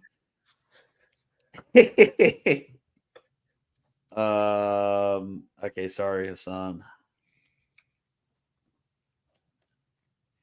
What is this in reference to? Is this in reference to like the 3 days thing? Like, if you're not able to go 3 days without gooning, like that's crazy.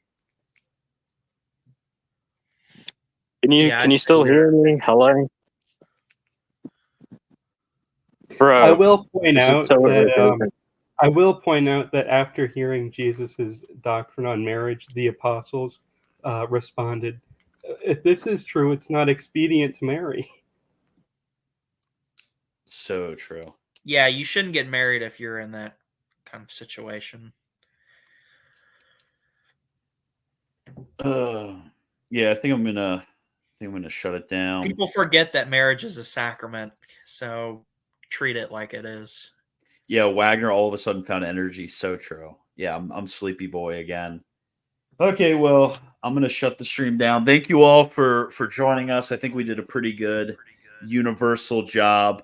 We went over everything we needed to go. Hassan disappeared. He died. He's been eliminated. But thank you guys all, and as always, God bless.